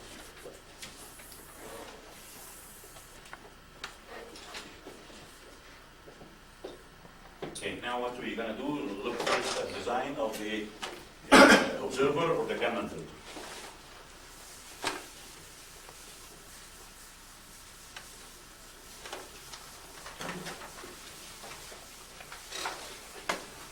Talk about when you're designing the system, you want to try to make the poles go to the left-hand side, right? If you make all the poles of the controller go to the left-hand side, that's great, but what if the poles in the arrow? I'll explain this in 2 minutes.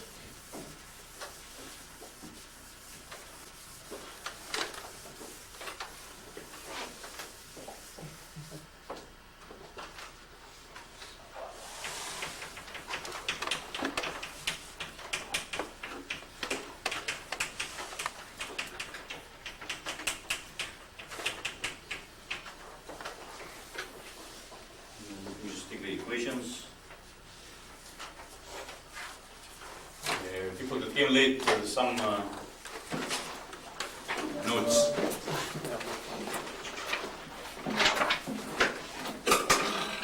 This is what I'm covering now. And replace the second page with the second page that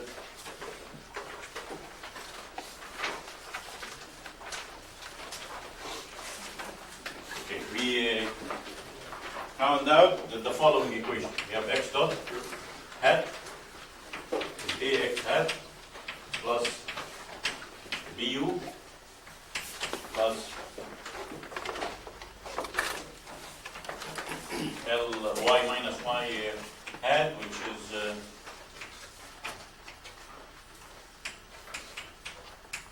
or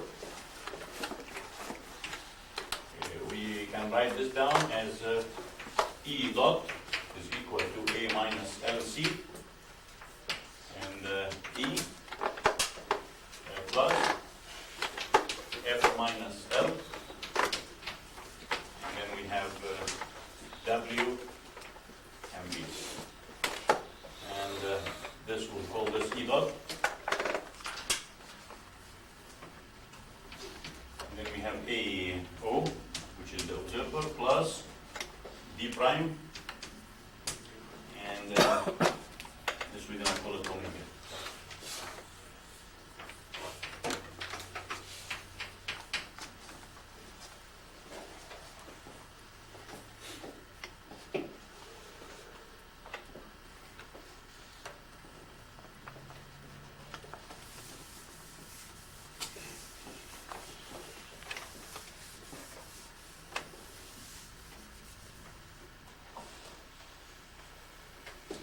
Okay, let's put some units here.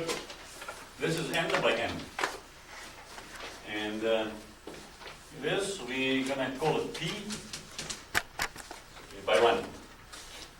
And p is the number of sensors.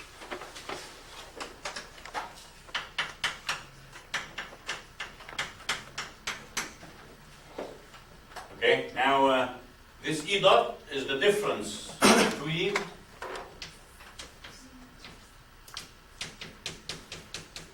x and x hat. So the difference is n by 1. So this side is n by 1. And this side also is n by 1. Now this is n by n times n by 1. So the first term is correct. Same like this. Now here I have p sensors. Now the L has to make everything n by 1. So now this has to be n by p. Okay? Now we go back to what we've done in the controller case. In the controller case, we said I can solve everything nicely if I have one actuator. Now, same story here. A observer closed loop has still n by n, which means it has n eigenvalues.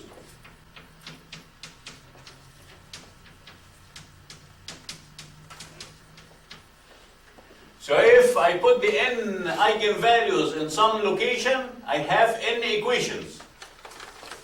Now, to determine the observer completely, I have n by p unknowns.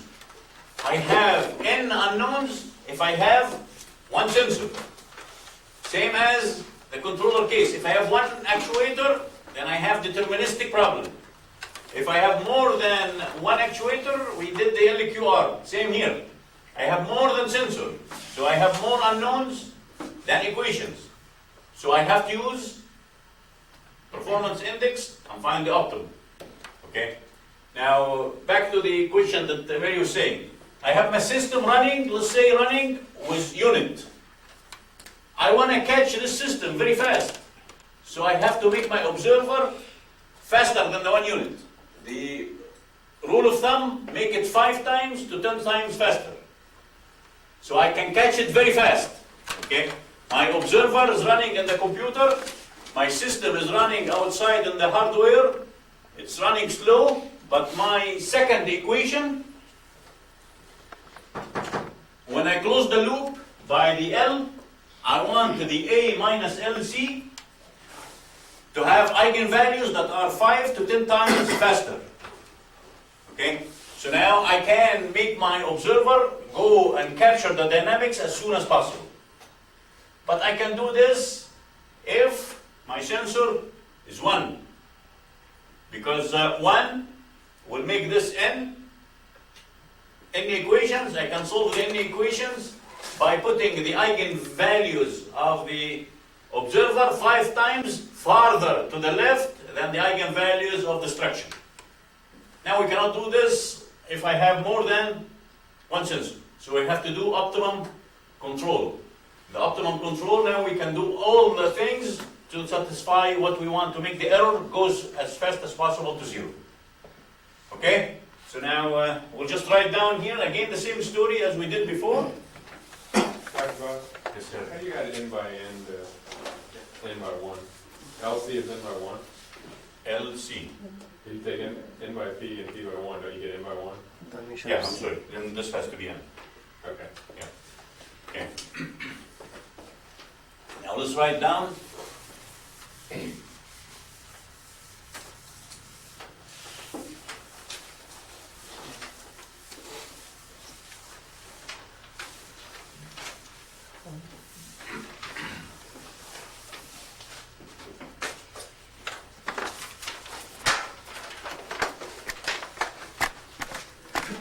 the observer design problem.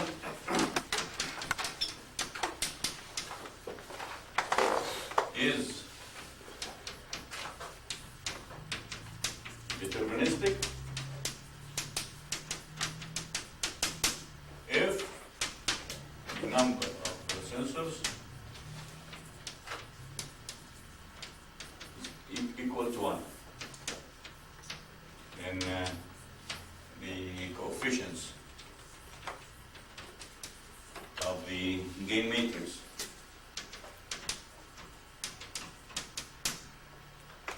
L equal to n. And the number B as a rule of thumb, make or select the observer closed loop in the poles to be 5 to 10 times the closed loop poles of the control.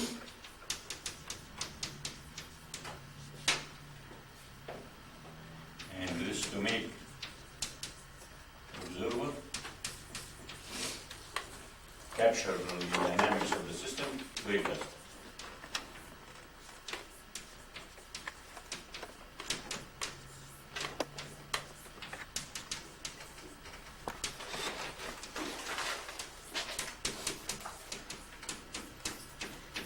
And this is all in the Franklin and Powell book. Like you will see how he designed the poles of the observer in relation to the poles of the closed loop system.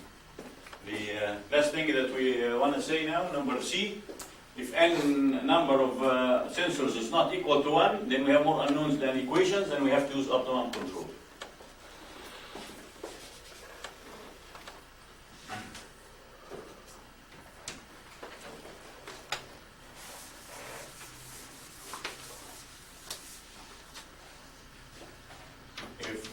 number of sensors is greater than 1, then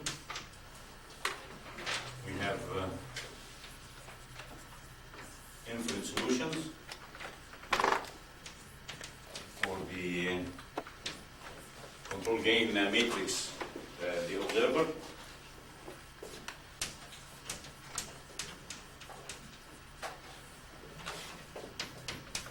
And this requires optimization.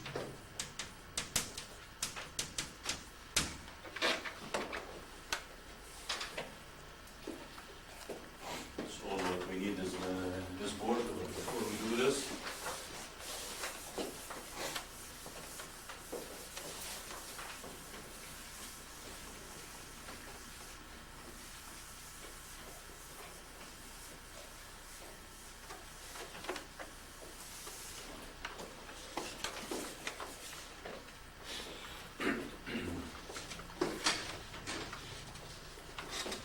Just make here a side note.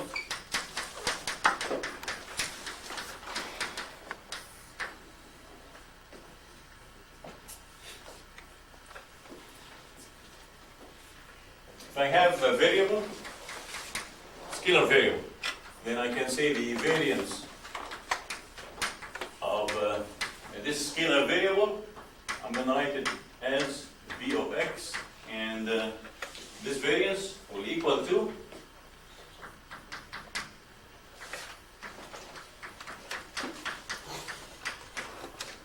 and the E is the estimated value or the average value. This is the average value of the deviation from the mean of the variable. Of the square of the difference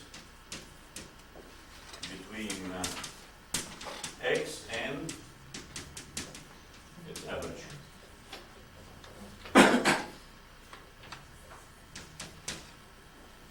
Now, if I want to get the standard deviation,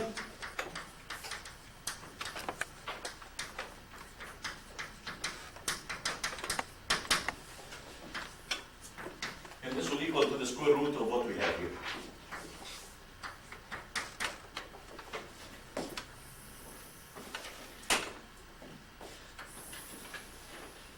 Now, if I have variance of two variables now, so we call it covariance of x and y. So the covariance of x and y will look like this. Vx and y will equal to, this is summarized in the last page of this handout that you have. V of x is equal to the expected eigenvalue, x minus x bar, y minus y bar. Now we'll define one more item.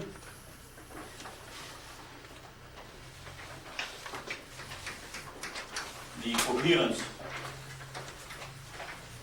coefficient between the two variables, x and y. And this is rho of x and y. And this will equal to the covariance of x and y divided by the square root of Vx and Vy. So if x and y are the same, and this will equal to the covariance of x and y divided by the square root of Vx and Vy. So if x and y are the same, x and y are the same, this will be Vx and x divided by the square root of Vx squared, so this will be 1. Okay? Now if these two variables are not related variables, and they are not coherently related, this variable will go to 0. So definitely this number is less than 1. If the two variables are not related, then it is 0, or uncorrelated.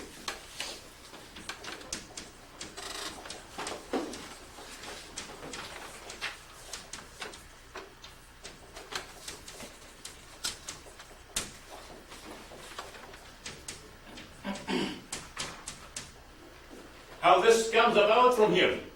When you get the average over all the span of the points, then the average will cancel out. Some of them will positive, some of them negative, will cancel out and we'll have this at 0. This is very important in our case because we have two things. We have two events. One of them disturbance on the structure, one of them noise on the sensors. These two are completely different, uncorrelated events. So accordingly, their cross correlation or the covariance vanishes and the correlation coefficient vanishes. Okay, let me do one more thing and then we'll just stop.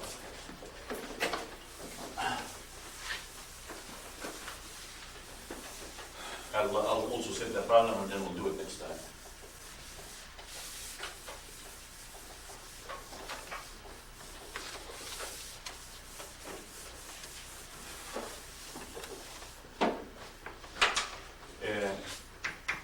Covariance, matrices now. Same story. We'll have V of X. If I have a matrix, then this would be E, and then we'll have X minus X hat. And then because this is not a scalar, then the squared, I can bring it about by this.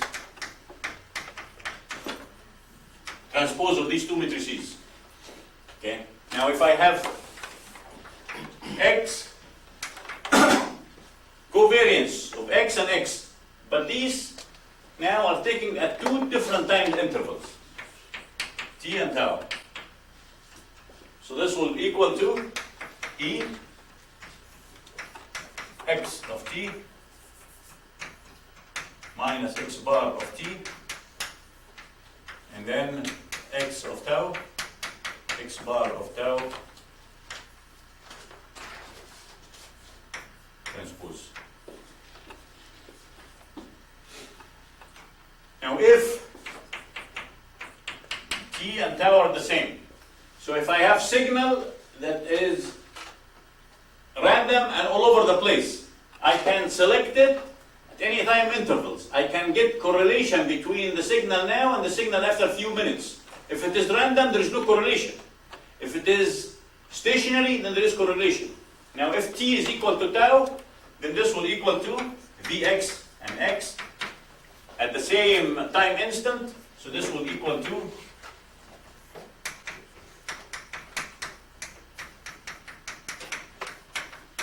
and I'm going to call this W. And this will be the covariance matrix of X, of the event that we have. Now if I have random process, this is what I have. This is what I have. If t and tau are equal, then I have this. Otherwise, everything will be 0. So now I can rewrite this. Is equal to, and the delta is the delta Dirac function. The delta function. Okay. Now the design process. Now we have the equation for the Kalman filter is here. I'm going to define an objective function. I want this error to be 0 as soon as possible. 0 as soon as possible. So now we'll all what I need from here is this last line.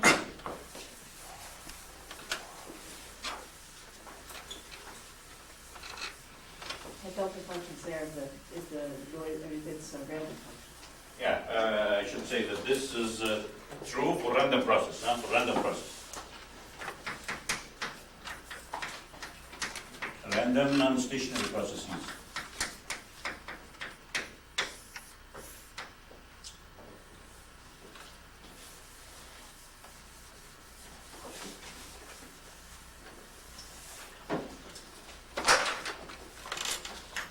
And we'll say here equation, and call this equation 1 star.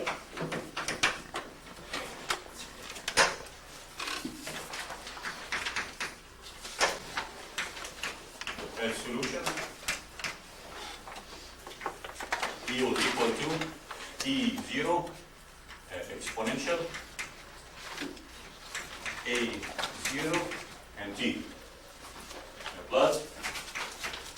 This is the effect of the initial conditions plus the convolution integral. So we'll have here from 0 to T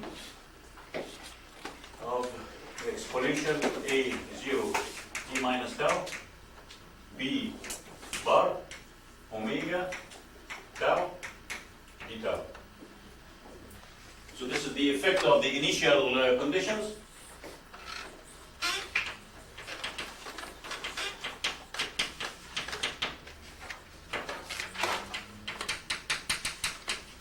And then here is the convolution integral of the excitation on the error that comes from the disturbance and from the noise.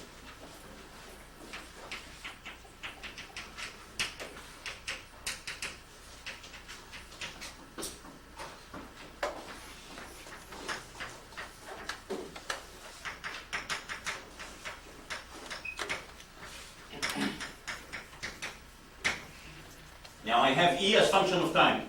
Now define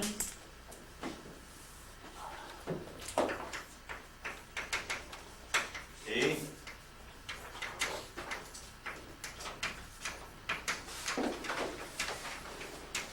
T0. T0 will equal to E transpose. E and E transpose is the square of the error. Now I want to get it marching on the time. So now I get the time average, which is the expected value. And the expected value is the integration of respect to time, get the average value over the entire domain. This is very similar to what we've done before. This is a quadratic objective function, E squared. Now I want to minimize the error by selecting the control gain. The observer gain L. So now here select L to minimize P0. And I'll keep you suspended till next Wednesday. Have a good evening. We'll do the solution next week, next Wednesday.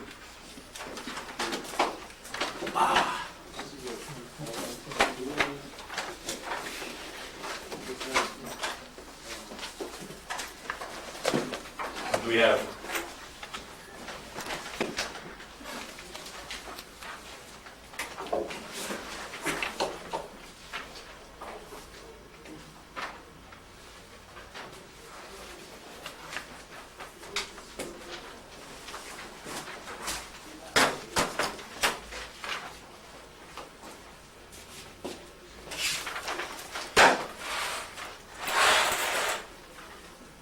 a couple notes on this last homework.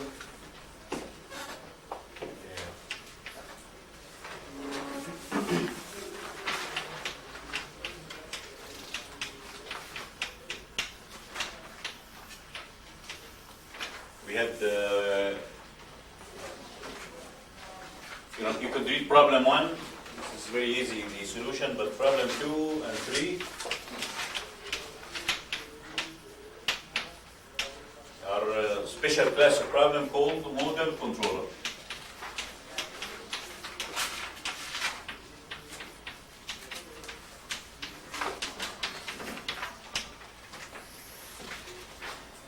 And these, they control action is used to control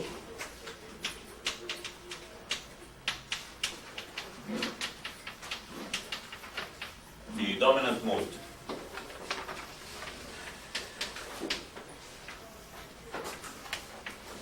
Okay, so what we do is first, before we say what we do, first we say that here the controller is designed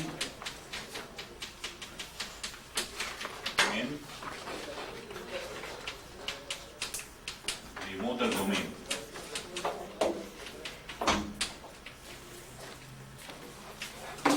And because it is designed in the model domain, it's very simple to implement, very simple to design.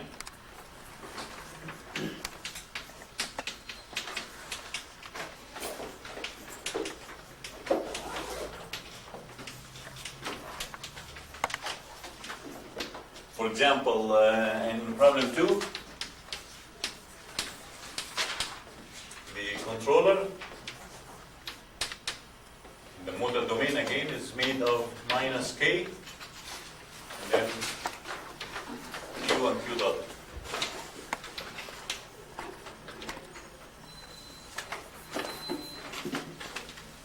So it is equal minus kq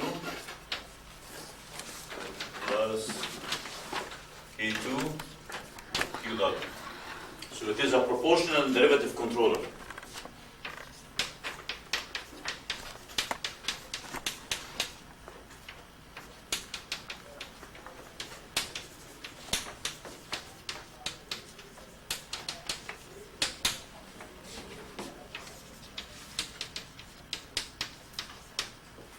And where Q is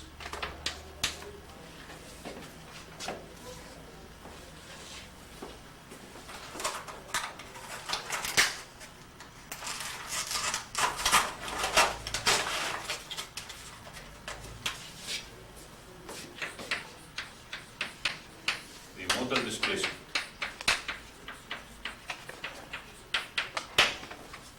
Okay, so now, for example, we have the system is like this.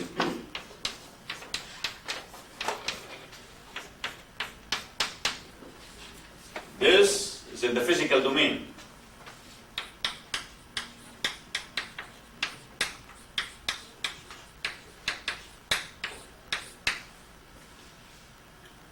This is mass matrix, acceleration of the nodes, physical.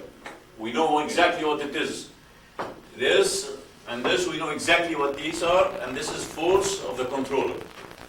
Now, I'm not going to use this as my design point, because if I do, this matrix and this matrix are fully populated. All the x's and x dots of all the nodes are coupled. I'm not going to use it like this. I'm going to simplify it and take it from the physical domain into the model domain. So I'll use model transformation. Use now model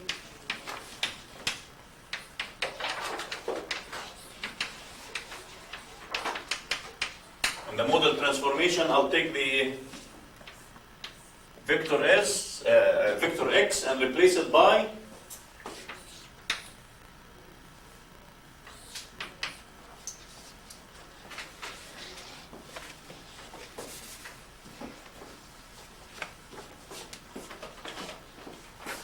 this is a matrix, and then this is a vector, and then this is a vector.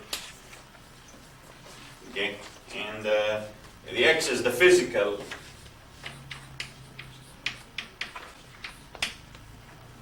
displacement vector.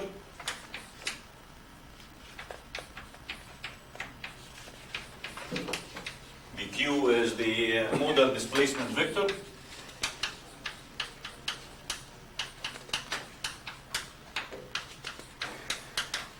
And the phi is the mode shapes of the structure, the eigenvector matrix.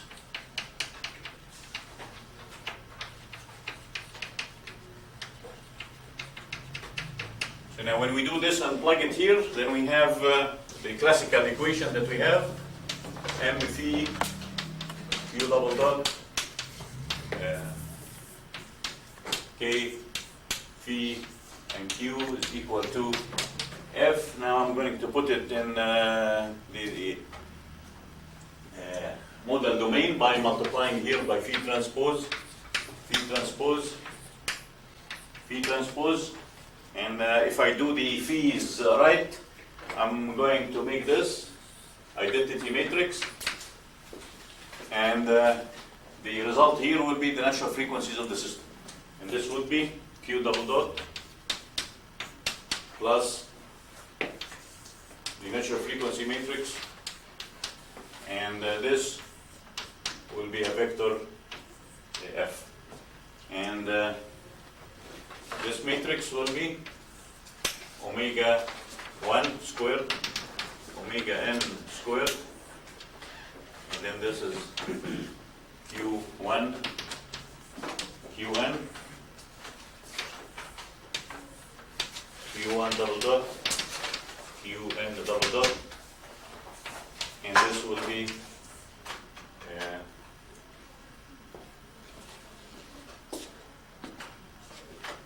I used it here as U.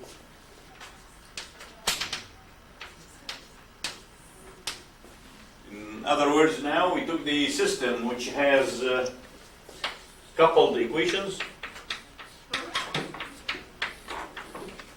between all the nodes, and then here we put it in the model domain.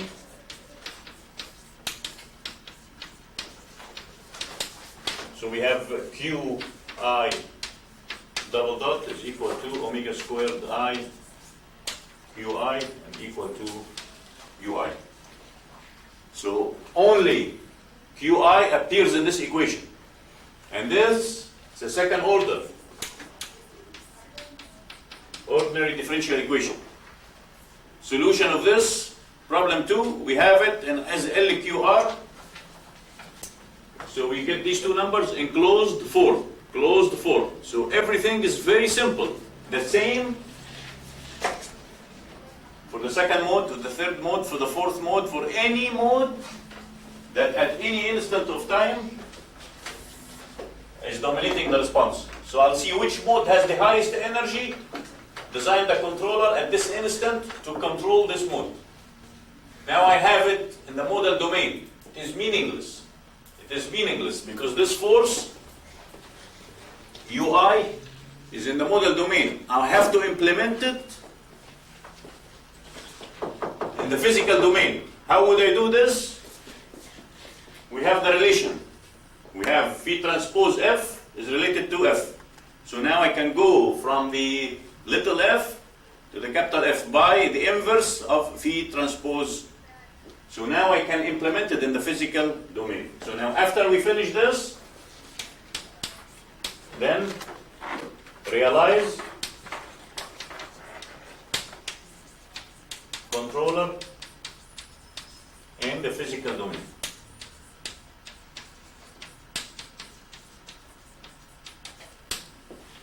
This makes life very easy. The design is very simple, and you can have one actuator to share it between several modes. So you can do like what's called time sharing, exactly like what you do in the summer places.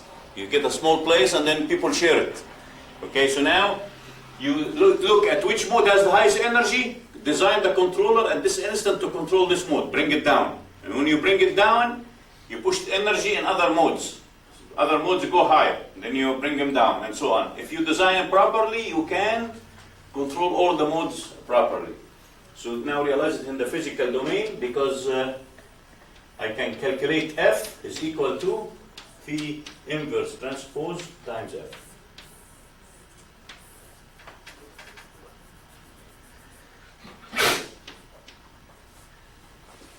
Okay.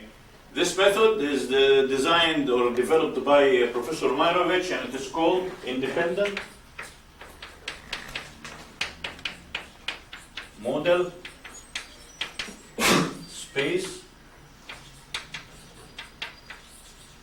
control, and it is given the acronym IMSC.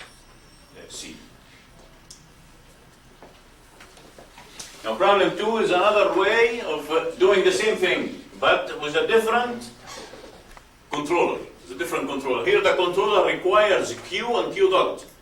In problem 3 it requires only Q. We require only Q.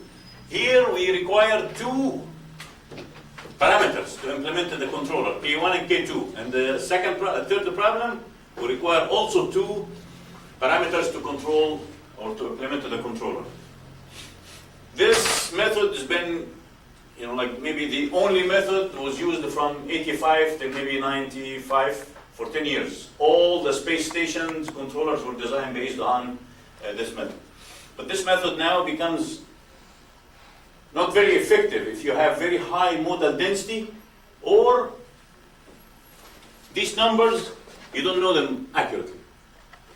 And this phi, you don't know it accurately. So, and this is very common now. You know, like if you have a structure that you don't know its natural frequencies or the mode shapes, or they vary with time, then implementing this will be just chaos. Because if the modes are very closely spaced, you don't know which are you controlling. And some of them that have mode shape that are different from the very close mode to it, you can mess things up. And the space shuttle, for example, between 0 and 10 Hertz has 400 modes. Has 400 modes closely packed. Okay, now second method.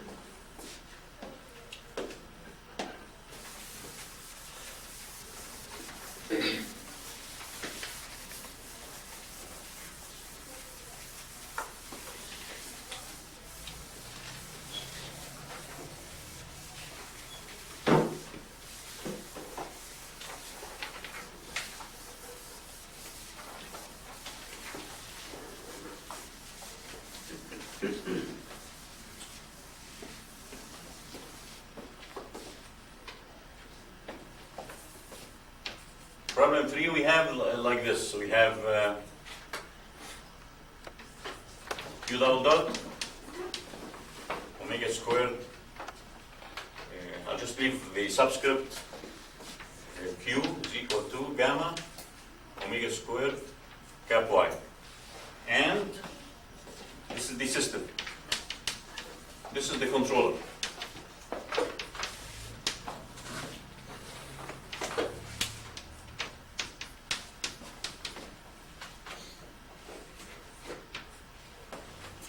Okay, I'm going to take this and plot it here.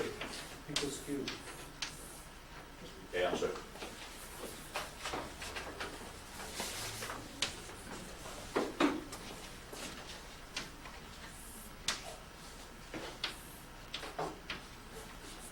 So this is my structure. Mode that I want to control. I'll generate here the deflection, the model deflection. The model deflection, I'll take it and use it to generate the control action y. So now I'll take the q like this. If I put the bottom equation in Laplace domain, it will look like this.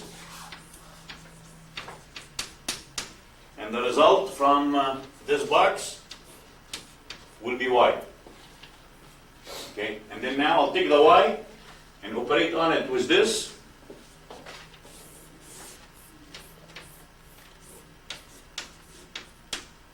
So I have the left hand side, the right hand side. Now I want to generate the q, so this would be the same as this. If I apply Laplace transformation on it, this would be s plus omega squared. This is called first order filter, and now the result is this is the modal displacement or position. Now I take this and apply on it this, and the result I take it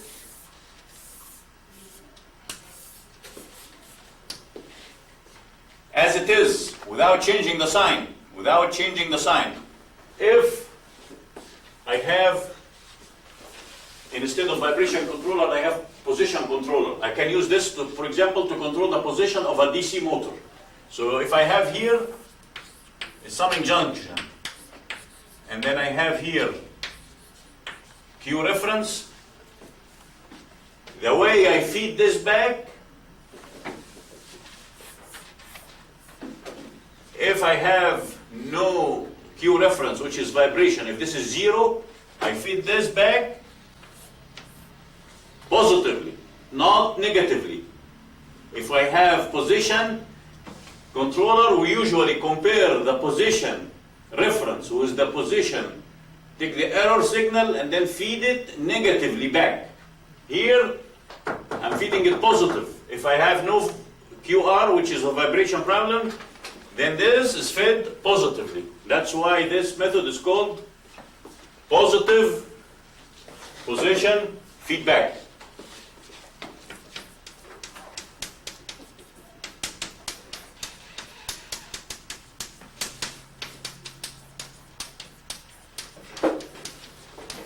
Or PPF.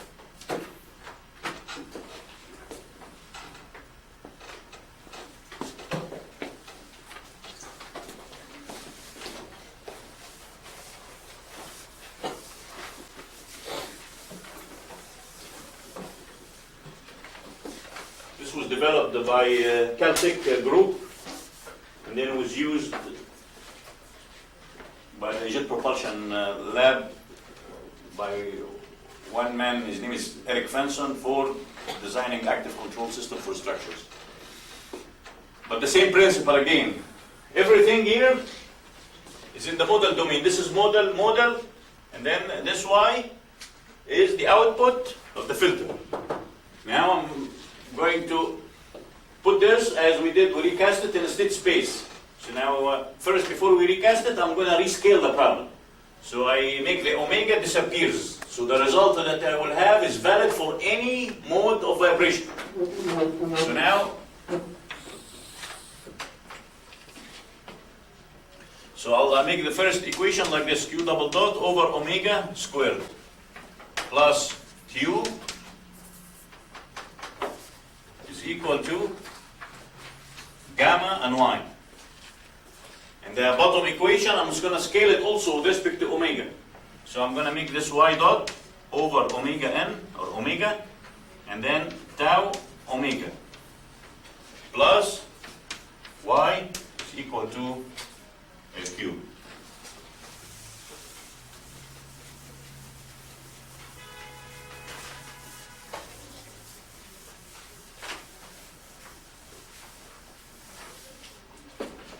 Now, this is acceleration, so many, let's say, for example, meter per second squared. This is radians per second squared. So the units here now is meter. This is meter, this is meter. So everything is meter. Same story here. This is meter. Meter, velocity, meters per second over radians per second, it is meter. So now everything is meters. So I'm going to call the first term Q double dot. The second term, I'm going to call it Q bar, and then gamma Y bar. The second equation becomes Y bar dot, and I'm going to call this term 1 over alpha. So now the equation becomes like this: alpha Y bar is equal to alpha Q bar. Now, I'm going to combine these two equations by eliminating Y from them. Eliminate Y. So the second equation says now S plus alpha operating on Y is equal to alpha Q bar, or Y bar is equal to alpha Q bar S plus alpha. Now I use it in the top equation, and I have Q double dot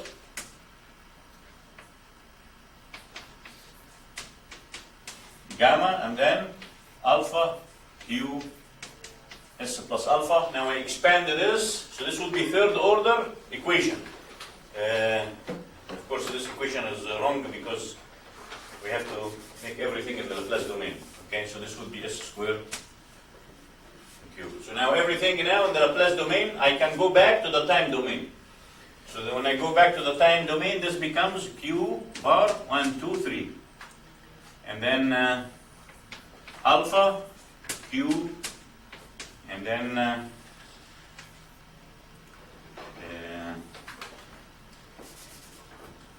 Q bar dot plus alpha 1 minus gamma Q is equal to 0. Now this is cubic equation. And Q, I can put it now in the state space representation, which is the result that you have in the notes, in the problem.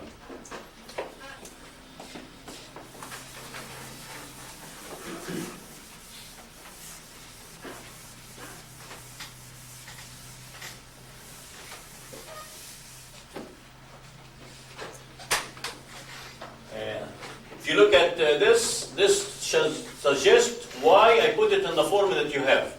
So I have here Q, 1, 2, 3. And let's forget the bar now. Huh? This bar. This is dimensionless number if you... So this and this are terms that they don't have anything to do with alpha or gamma. Alpha or gamma, these are unknown parameters, so I'm going to put them on one side. So this is Q bar is equal to minus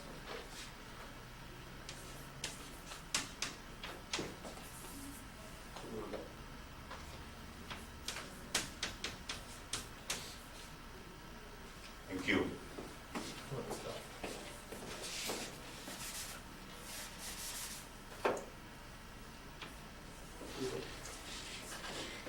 Did I make a mistake? Q dot, huh? Q dot. Okay, so now I can put the right-hand side as the A matrix of the system. The left-hand side as the A matrix. This, I can put this as my control action. So now that everything falls in place now, so I can combine all of these, and this will give me the Q dot, Q double dot, Q 1, 2, 3. And then this is Q, Q dot, Q double dot. And then the control action that we have here, the U that we have, B and U. From here, this would be 0, 1, 0, 0, 0, 1. And then here, 0, 0, and 1. Then this equation, translation of this equation, this would be 0, 0, and 0. The control action now will be U, where U will equal to what we have here, which is the minus alpha, 1 minus gamma, 0, and then alpha, and then Q dot, Q double dot. So this is my state vector.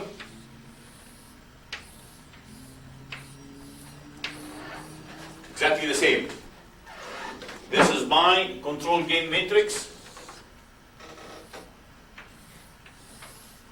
And the control gain matrix, it's not fully populated. It's not fully populated, which means it's not full state feedback. It's only output feedback, because this term is 0. So now this is automatically an LQR with output feedback.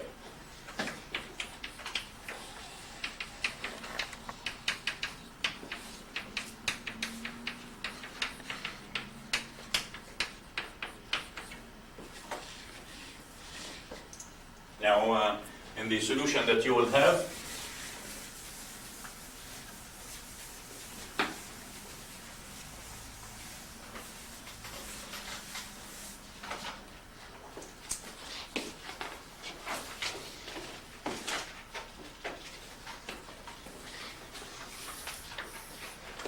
we have two parameters, alpha and gamma. So now I come and make this, for example, a grid.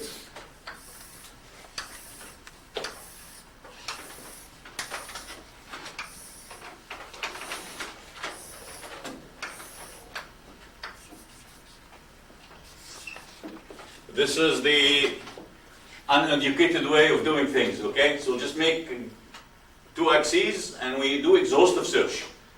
Now for any combination alpha and gamma, I have the gain matrix. Put it in Lyapunov Equation, get the P matrix. From P matrix, get the lambda maximum. And put the lambda maximum here. So for any point on this grid, I can determine the maximum eigenvalue of P. Now I can make contours, for example, of constant lambda maximum, and then find the combination that will give me here the minimum. And if you do, then this will come to be around 0.5, and this becomes 1.18. The alpha is equal to 1 over tau omega. Okay, so now this number is universal for any vibration mode. So now if I want to control the first mode, I put omega 1. Then I determine the time constant of the filter, tau 1. If I want to control the second mode, put omega 2. And then calculate tau 2. So the same number applies for all modes, and this number is always the same, and it will be always 0.5. Always 0.5. Why? It's a long story, but anyway, it is 0.5. It should be 0.5. So now, this is one way of doing it. The second way is what I have in your solution, which is using the optimization routine from Matlab. So you make a subroutine function, and the subroutine function will give you at the end the maximum eigenvalue. Maximum eigenvalue. So you don't have to do this exhaustive search, but this is fine, okay? You make function subroutine with Matlab.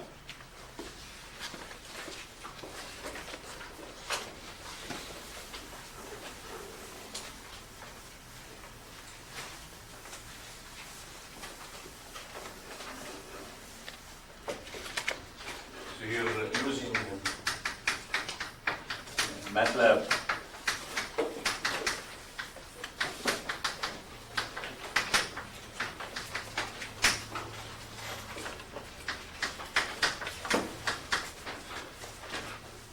So you come in Matlab and say create an M file. Okay, and the M file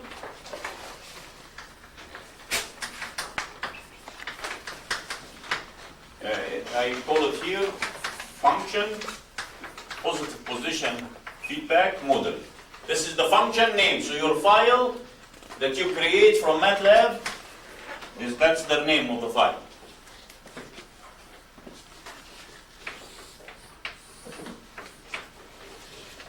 Okay, and then this would be a function subroutine. Function subroutine begins here with function. This you have to write this, okay? And then now I have two things that I have to keep in mind. The alpha is time constant and frequency. Both of them are positive numbers. Okay? The gain of the controller is a positive number. So these two have to be positive. I cannot use any number. So now I have to make this function with constraint. So I have here the function and then the constraint. And this will equal to the function, positive position, feedback, and then it has an argument x. X is the design variable that we have.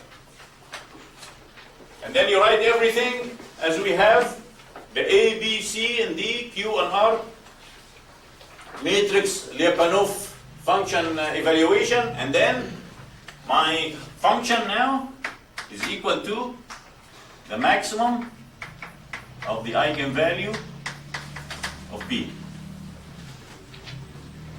This is the function, but it is subject to following constraints. X alpha should be positive and the gamma should be positive. So now the two design variables are constraint. This is constraint 1, constraint 2, and these are written as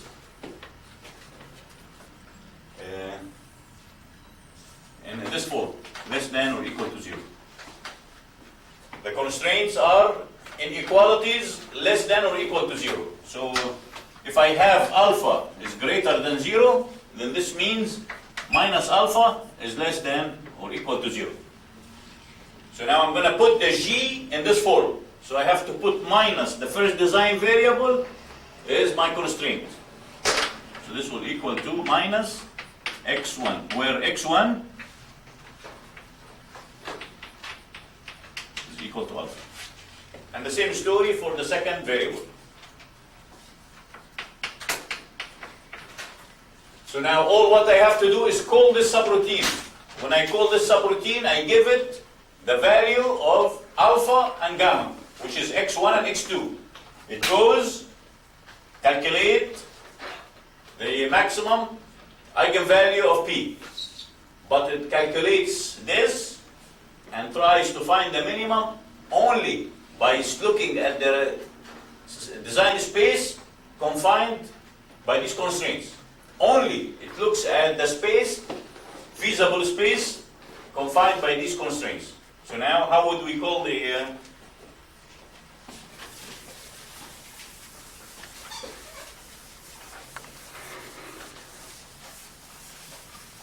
So if you look at the last page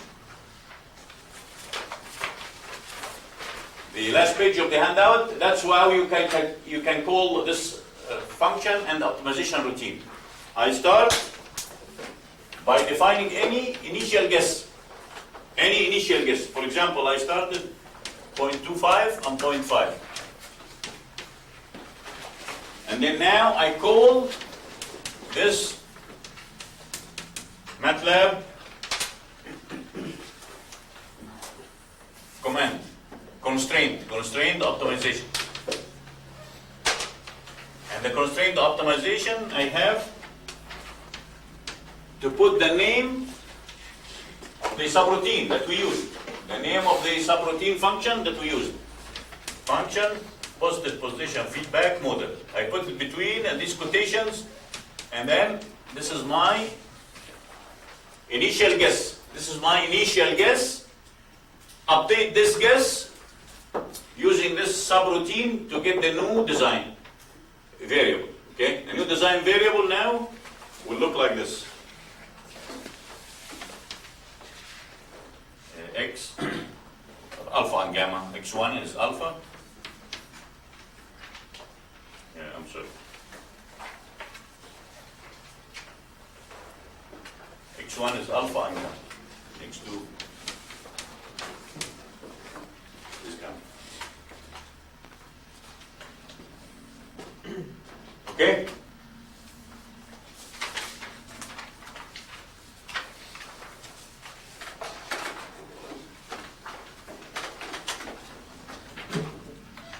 And this is the program for the exhaustive search. The exhaustive search, and then at the end it has commands using Matlab command called the contour. The contour command will give you this plot. So you can look at the plot and you can get the contour value, and then you can look at the minimum, compare this with the result that you get from Matlab optimization toolbox. Okay? This is very important topic because model control has been used quite extensively, and if you have simple system, you can control it with model control very easily. And every control gain is known in a closed form. I don't have to design this positive position feedback controller anymore, because I have these two numbers are fixed numbers, 0.5, 1.18. You want to get the first mode, you just put the number here, get the time constant, you have the controller automatically. There is no need for going to the computer or doing any more calculation. Everything is known. So you can design the controller very fast. If you have rigid body and you want to control the rigid body, it's very simple also in this way. So, I mean, not rigid body unanchored, rigid body anchored rigid body. Okay? Because unanchored rigid body have natural frequency of 0. Rigid body modes. Okay.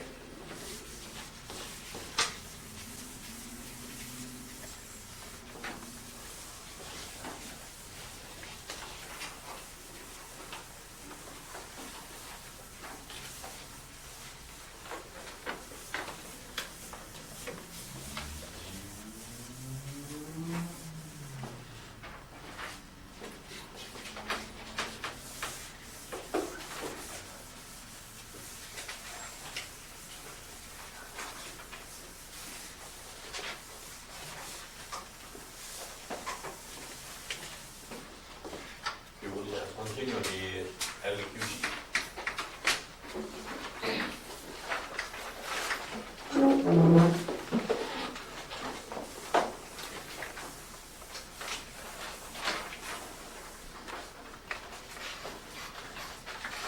And summary of what we've done last time, we have the system look like this.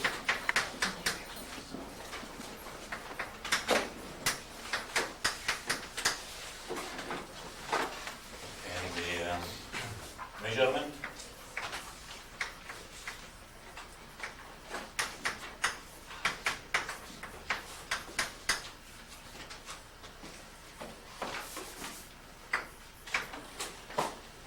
And the controller.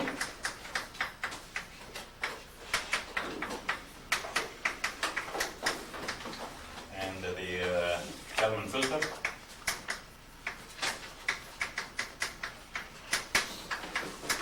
Hat dot is equal to dx hat du plus correction y.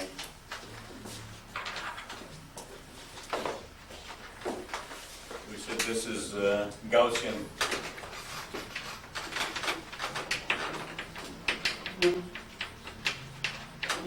disturbance, Gaussian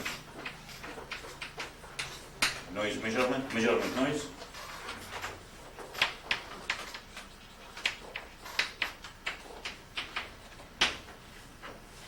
And then we have two parameters. Sorry. We have two parameters that we want to pick up, K and L. And this is the control gain. And this is the filter gain.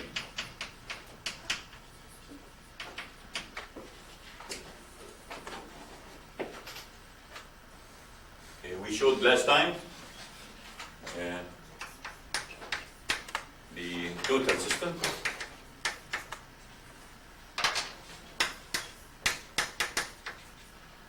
As poles located at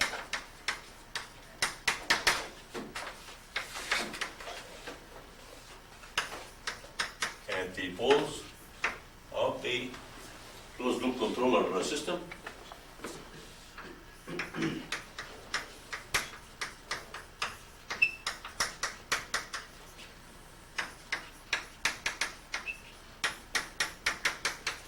A minus bk and poles of the closed loop filter, Kalman filter system.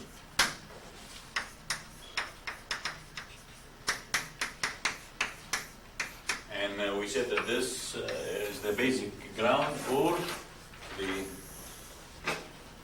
designing the LQG, and this is equivalent to what's called the separation principle, separation theory. I can design each one of them separate from the other one. So now we'll begin by looking at the filter and how to pick up its filter gain, L. And we said now I'll combine this equation with the equation of the system. Combine these two equations.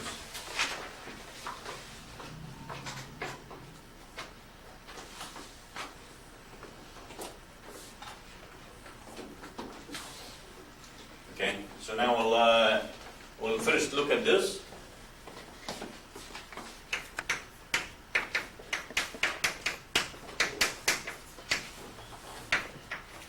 Plus L, and then now I'll replace the y from the measurement from Cx plus R minus the estimated y.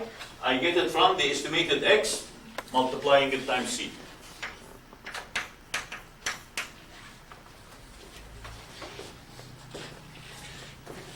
This, I'm sorry. This has the noise measurement, because this is my measurement, actual measurement.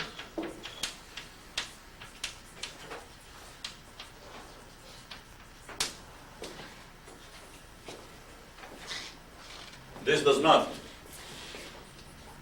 have the V, because we have the y hat. I'll get the y hat from the x hat, which is the estimated x hat. I know where I put the sensors, so there is no need to mess up things more. I already know where they are. I estimated all the states, select from these what I measure only. So multiply here times the C. So this is an estimated number. This is a measured number. This, I don't see all this. I see it as one box. This is all one box. Whatever I measure has contamination with the noise. So this is one box. Here, I estimate this. And based on my estimation, I multiply times the C.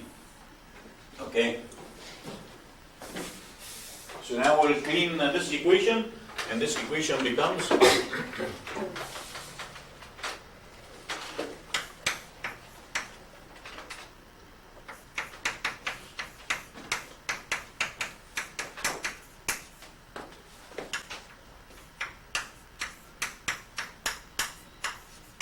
LV.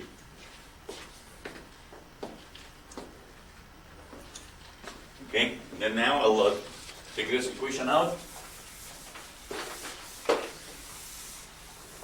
and then put the system equation.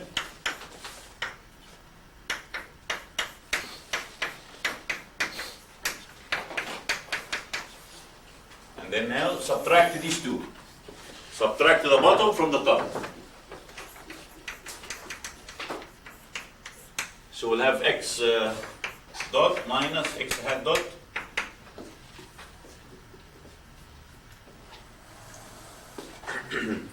Allah subtract the bottom from the top.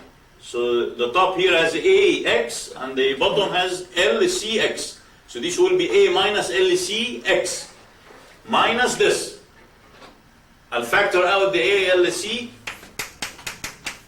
and then I'll have X minus X hat. And then the BU, the BU will cancel, and then I have FW minus LV.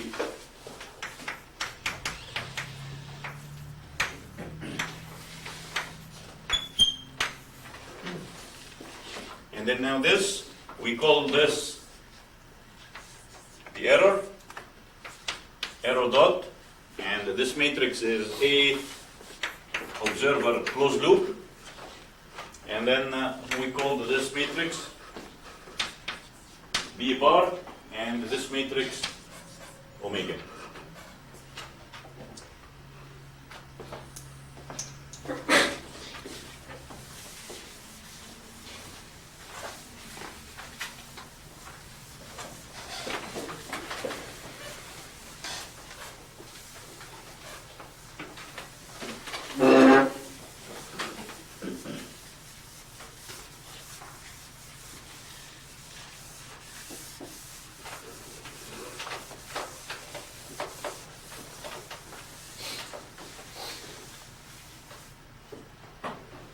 Now we said now this has a solution. E will equal to exponential a to the 0 t e0 plus the convolution integral from 0 to t. We're going to get e at any time t. The convolution integral of the exponential, and then b bar omega d tau. And then now my design problem now.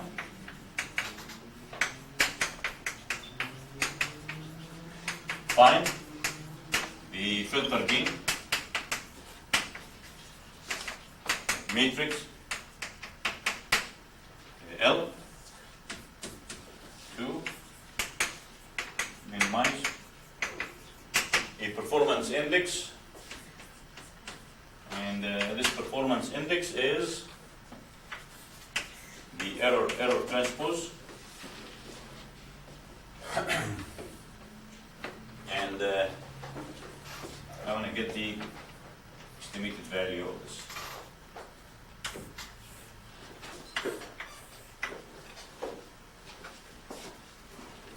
And that's where we stopped last lecture. You have the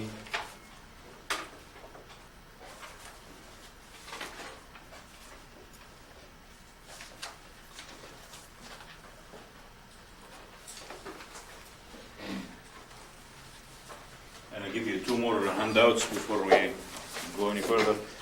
This handout, the first handout, is the phase and gain margin, which is the appendix that was missing.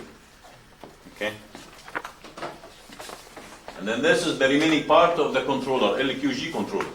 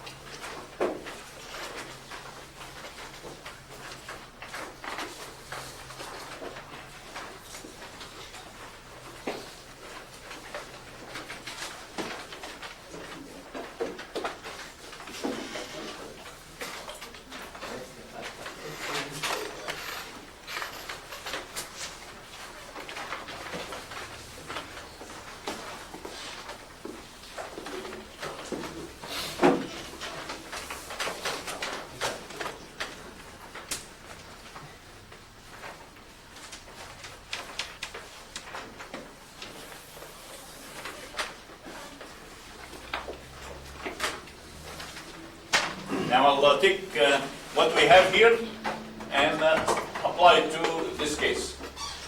In here we have two things. This term, initial condition, dependent, and this term depends on, primarily on the omega. And the omega is disturbance on the system and the noise. So these two are the random processes or the Gaussian processes. So these, when I do the estimate of them, they are very important. Okay? The constant term, which is depending on the initial condition, is not important. Because if I determine its estimated value, it is constant. If I want to minimize the P0, which is the variation of del P, anything that is constant will drop out. Okay? So I'm not going to worry about this. Also, you can think of this if I have an initial condition of 0. So this term will disappear.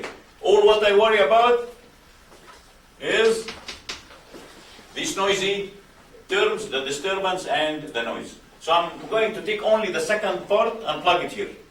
So now I can do this and say P0 is equal to the expected value, and then I have two integrals.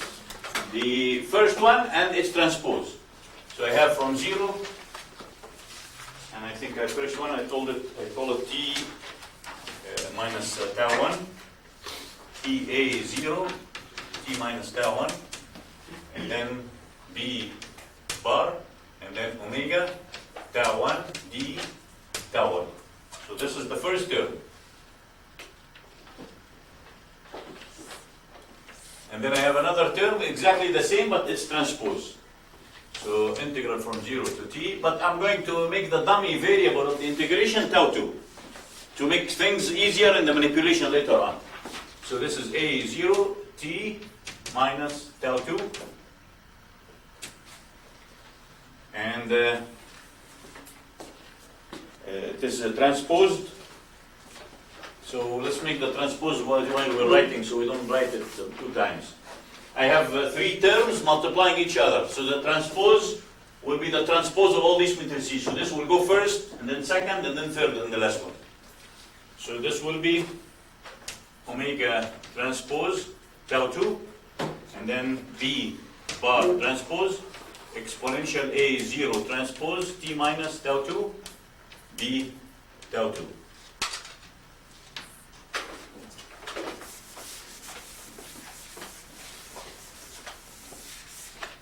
And then close this bracket. Now this depends on tau 2. This depends on tau 1. I can combine them because these terms are independent of this. And these terms are independent of this. I can combine them under the same two integral signs. So this will equal to, again, the expected value integral from 0 to t, 0 to t, and then everything else. So I have e, a0, t minus tau 1, beta bar, omega tau 1. And then now, the second term that follows this is this. So this is omega transpose tau 2, beta bar t, and then the exponential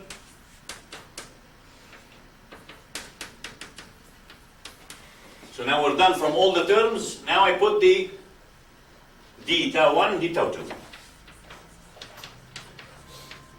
And then close the brackets. Now if we look at these terms,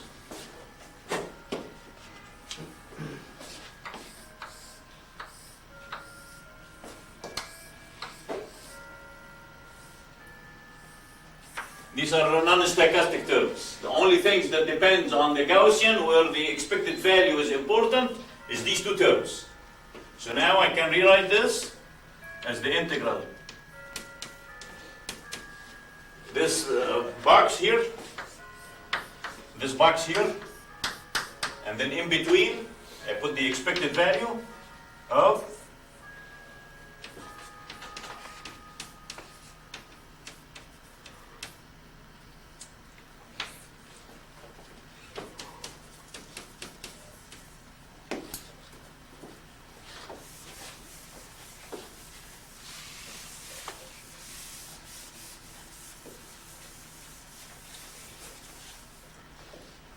end of last lecture we said if I have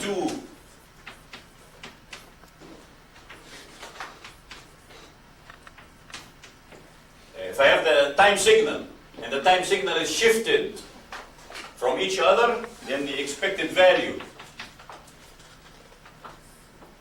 of this time signal is the cross correlation between these two times the delta function, which I'm going to call this, for example, cap W times the delta function tau 1 minus tau 2, where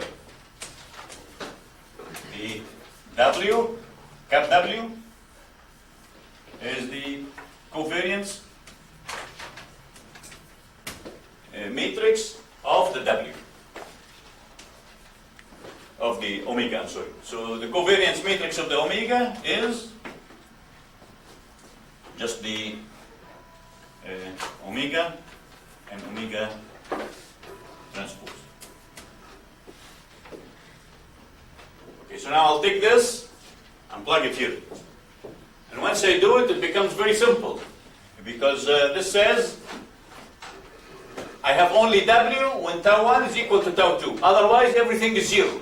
So now the double integral from tau 1 to tau 2 simplifies to a single integral, which exists only at either tau 1 or tau 2, because these two, when they are equal, I have value, otherwise everything will be 0.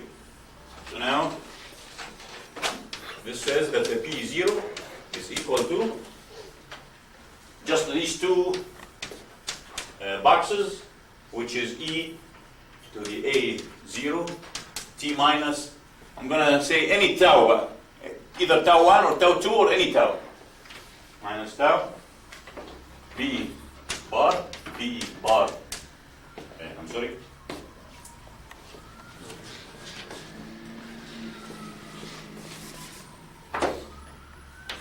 bw and b bar transpose e a0 transpose t minus tau d tau.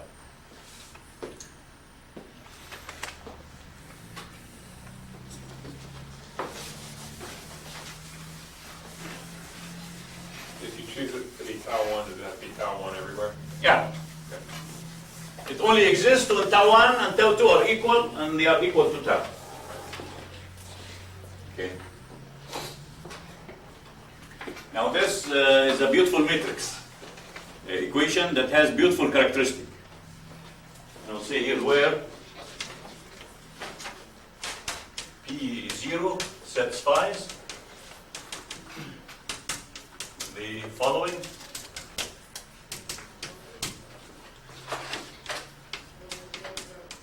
Lyapunov equation. The Lyapunov equation here is written different from the controller equation, and it is written like this: A0 P plus P A0 transpose will equal to minus B bar W B bar transpose.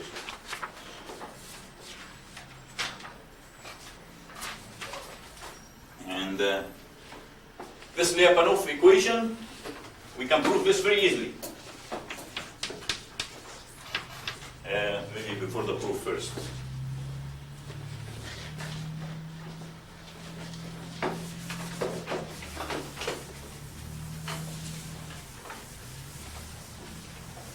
We'll just make here a little side note.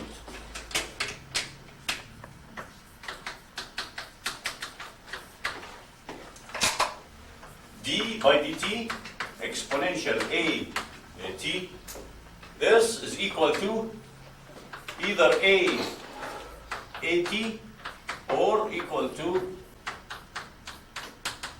a. This is a matrix.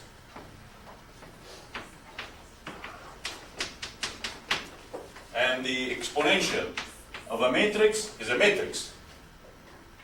When I differentiate this, it has, I can put A in front or in the back. In the front or in the back. And the proof of this is very simple. As the exponential of a matrix is equal to matrix. Matrix square factorial 2. And so on. So now I differentiate this. I differentiate. This is series expansion of the exponential. So when I differentiate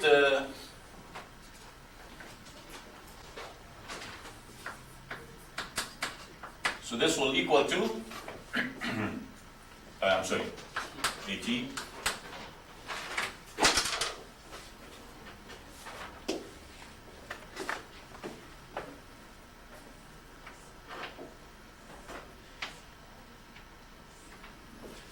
when I differentiate this will become A, the time will disappear.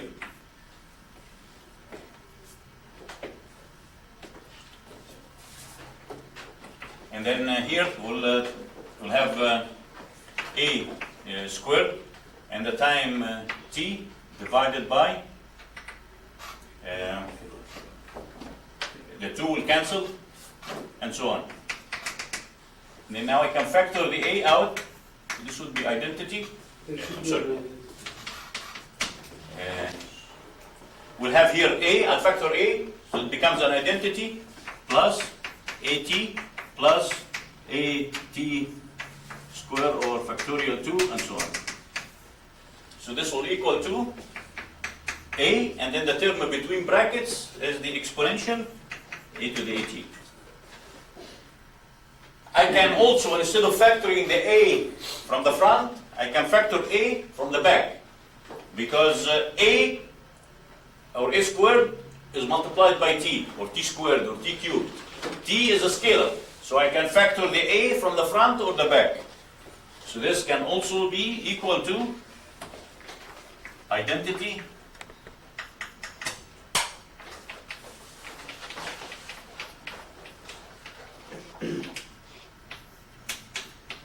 A, and this will equal to e to the AT times A.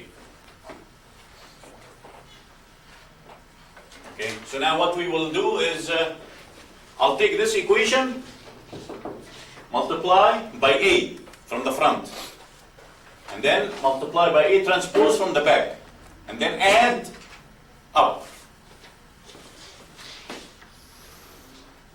So now this term is equal to A 0 integral.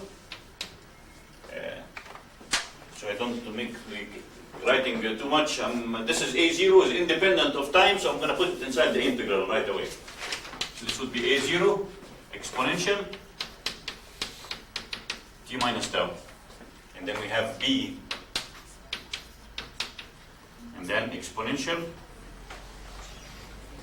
A to the A0 transpose t minus tau.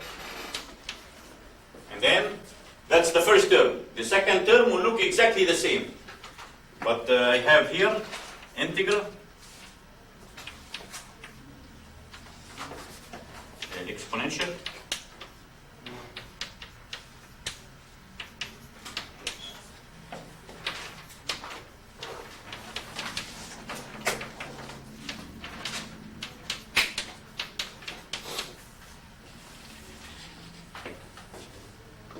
Now I'll apply this nice rule.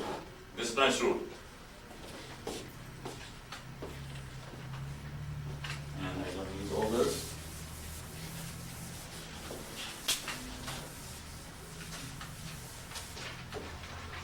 Now I can combine these two terms in one term, like this. This is equal to integral, so this is A0P 0 plus P0A 0 transpose. Combine them in one term. This would be 0 and t. d by dt of the exponential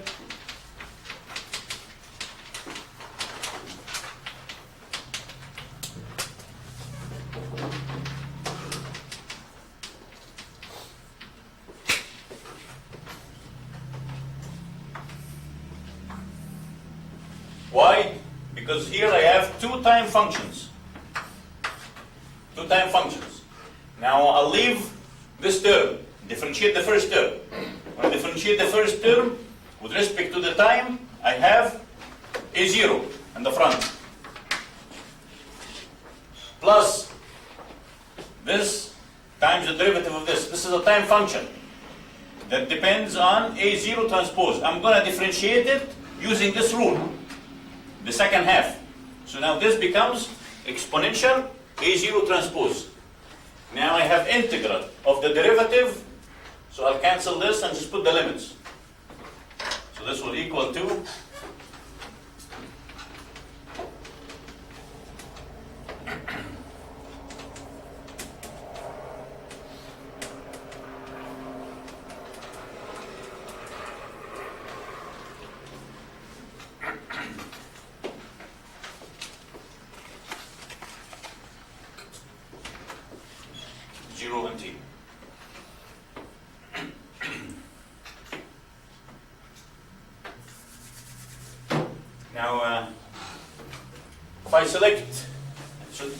if I select the t instead of t infinity, I go to infinity, the upper limit.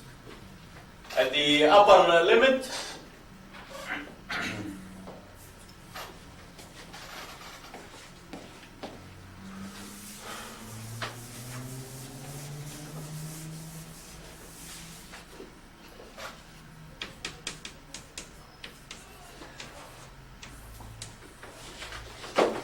when this goes to infinity, I want the exponential of A0 times infinity, which is the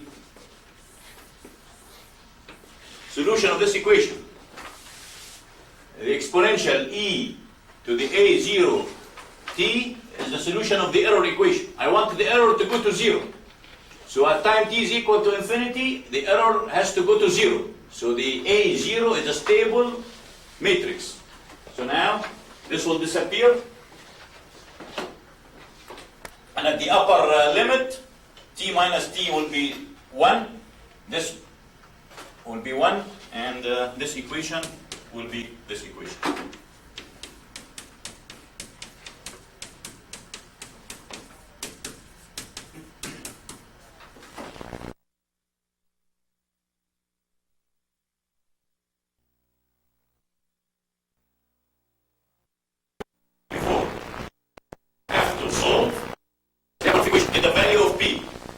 The value of P, we will relate the P with the L, and then solve this to get the gain of the filter. Let me just write down, because I don't have time to write this down to prove it. L, we'll find L to be equal to P0, C, and then some matrix R0 inverse. And this is the transpose of what we've done for the control gain. The control gain was R inverse, B transpose, and P. And this is P0, P0, I'm sorry, this is all P00. And now we will find the relation between this and this W. So the summary of all what we've done today is you look at the equation of the observer.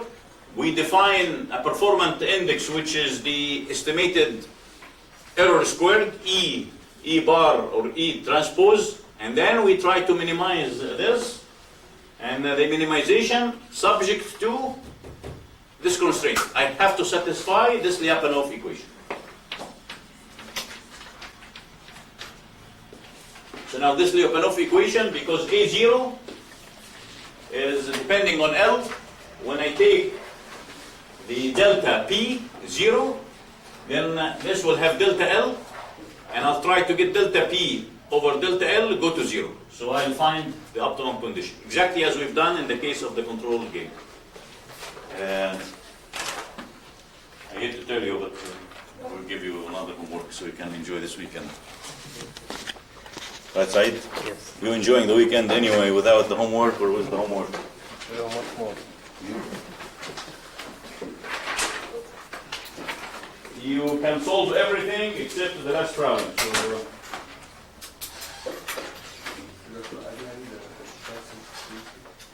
the exam will not be Wednesday, will be Monday. Because this is due on Wednesday. Monday, next Monday and next Wednesday we'll have lectures. So you give me the homework on Wednesday and then we'll give you the exam on Monday, the following Monday. So you have 4 homeworks, 4 solutions, so I can give you a nice exam.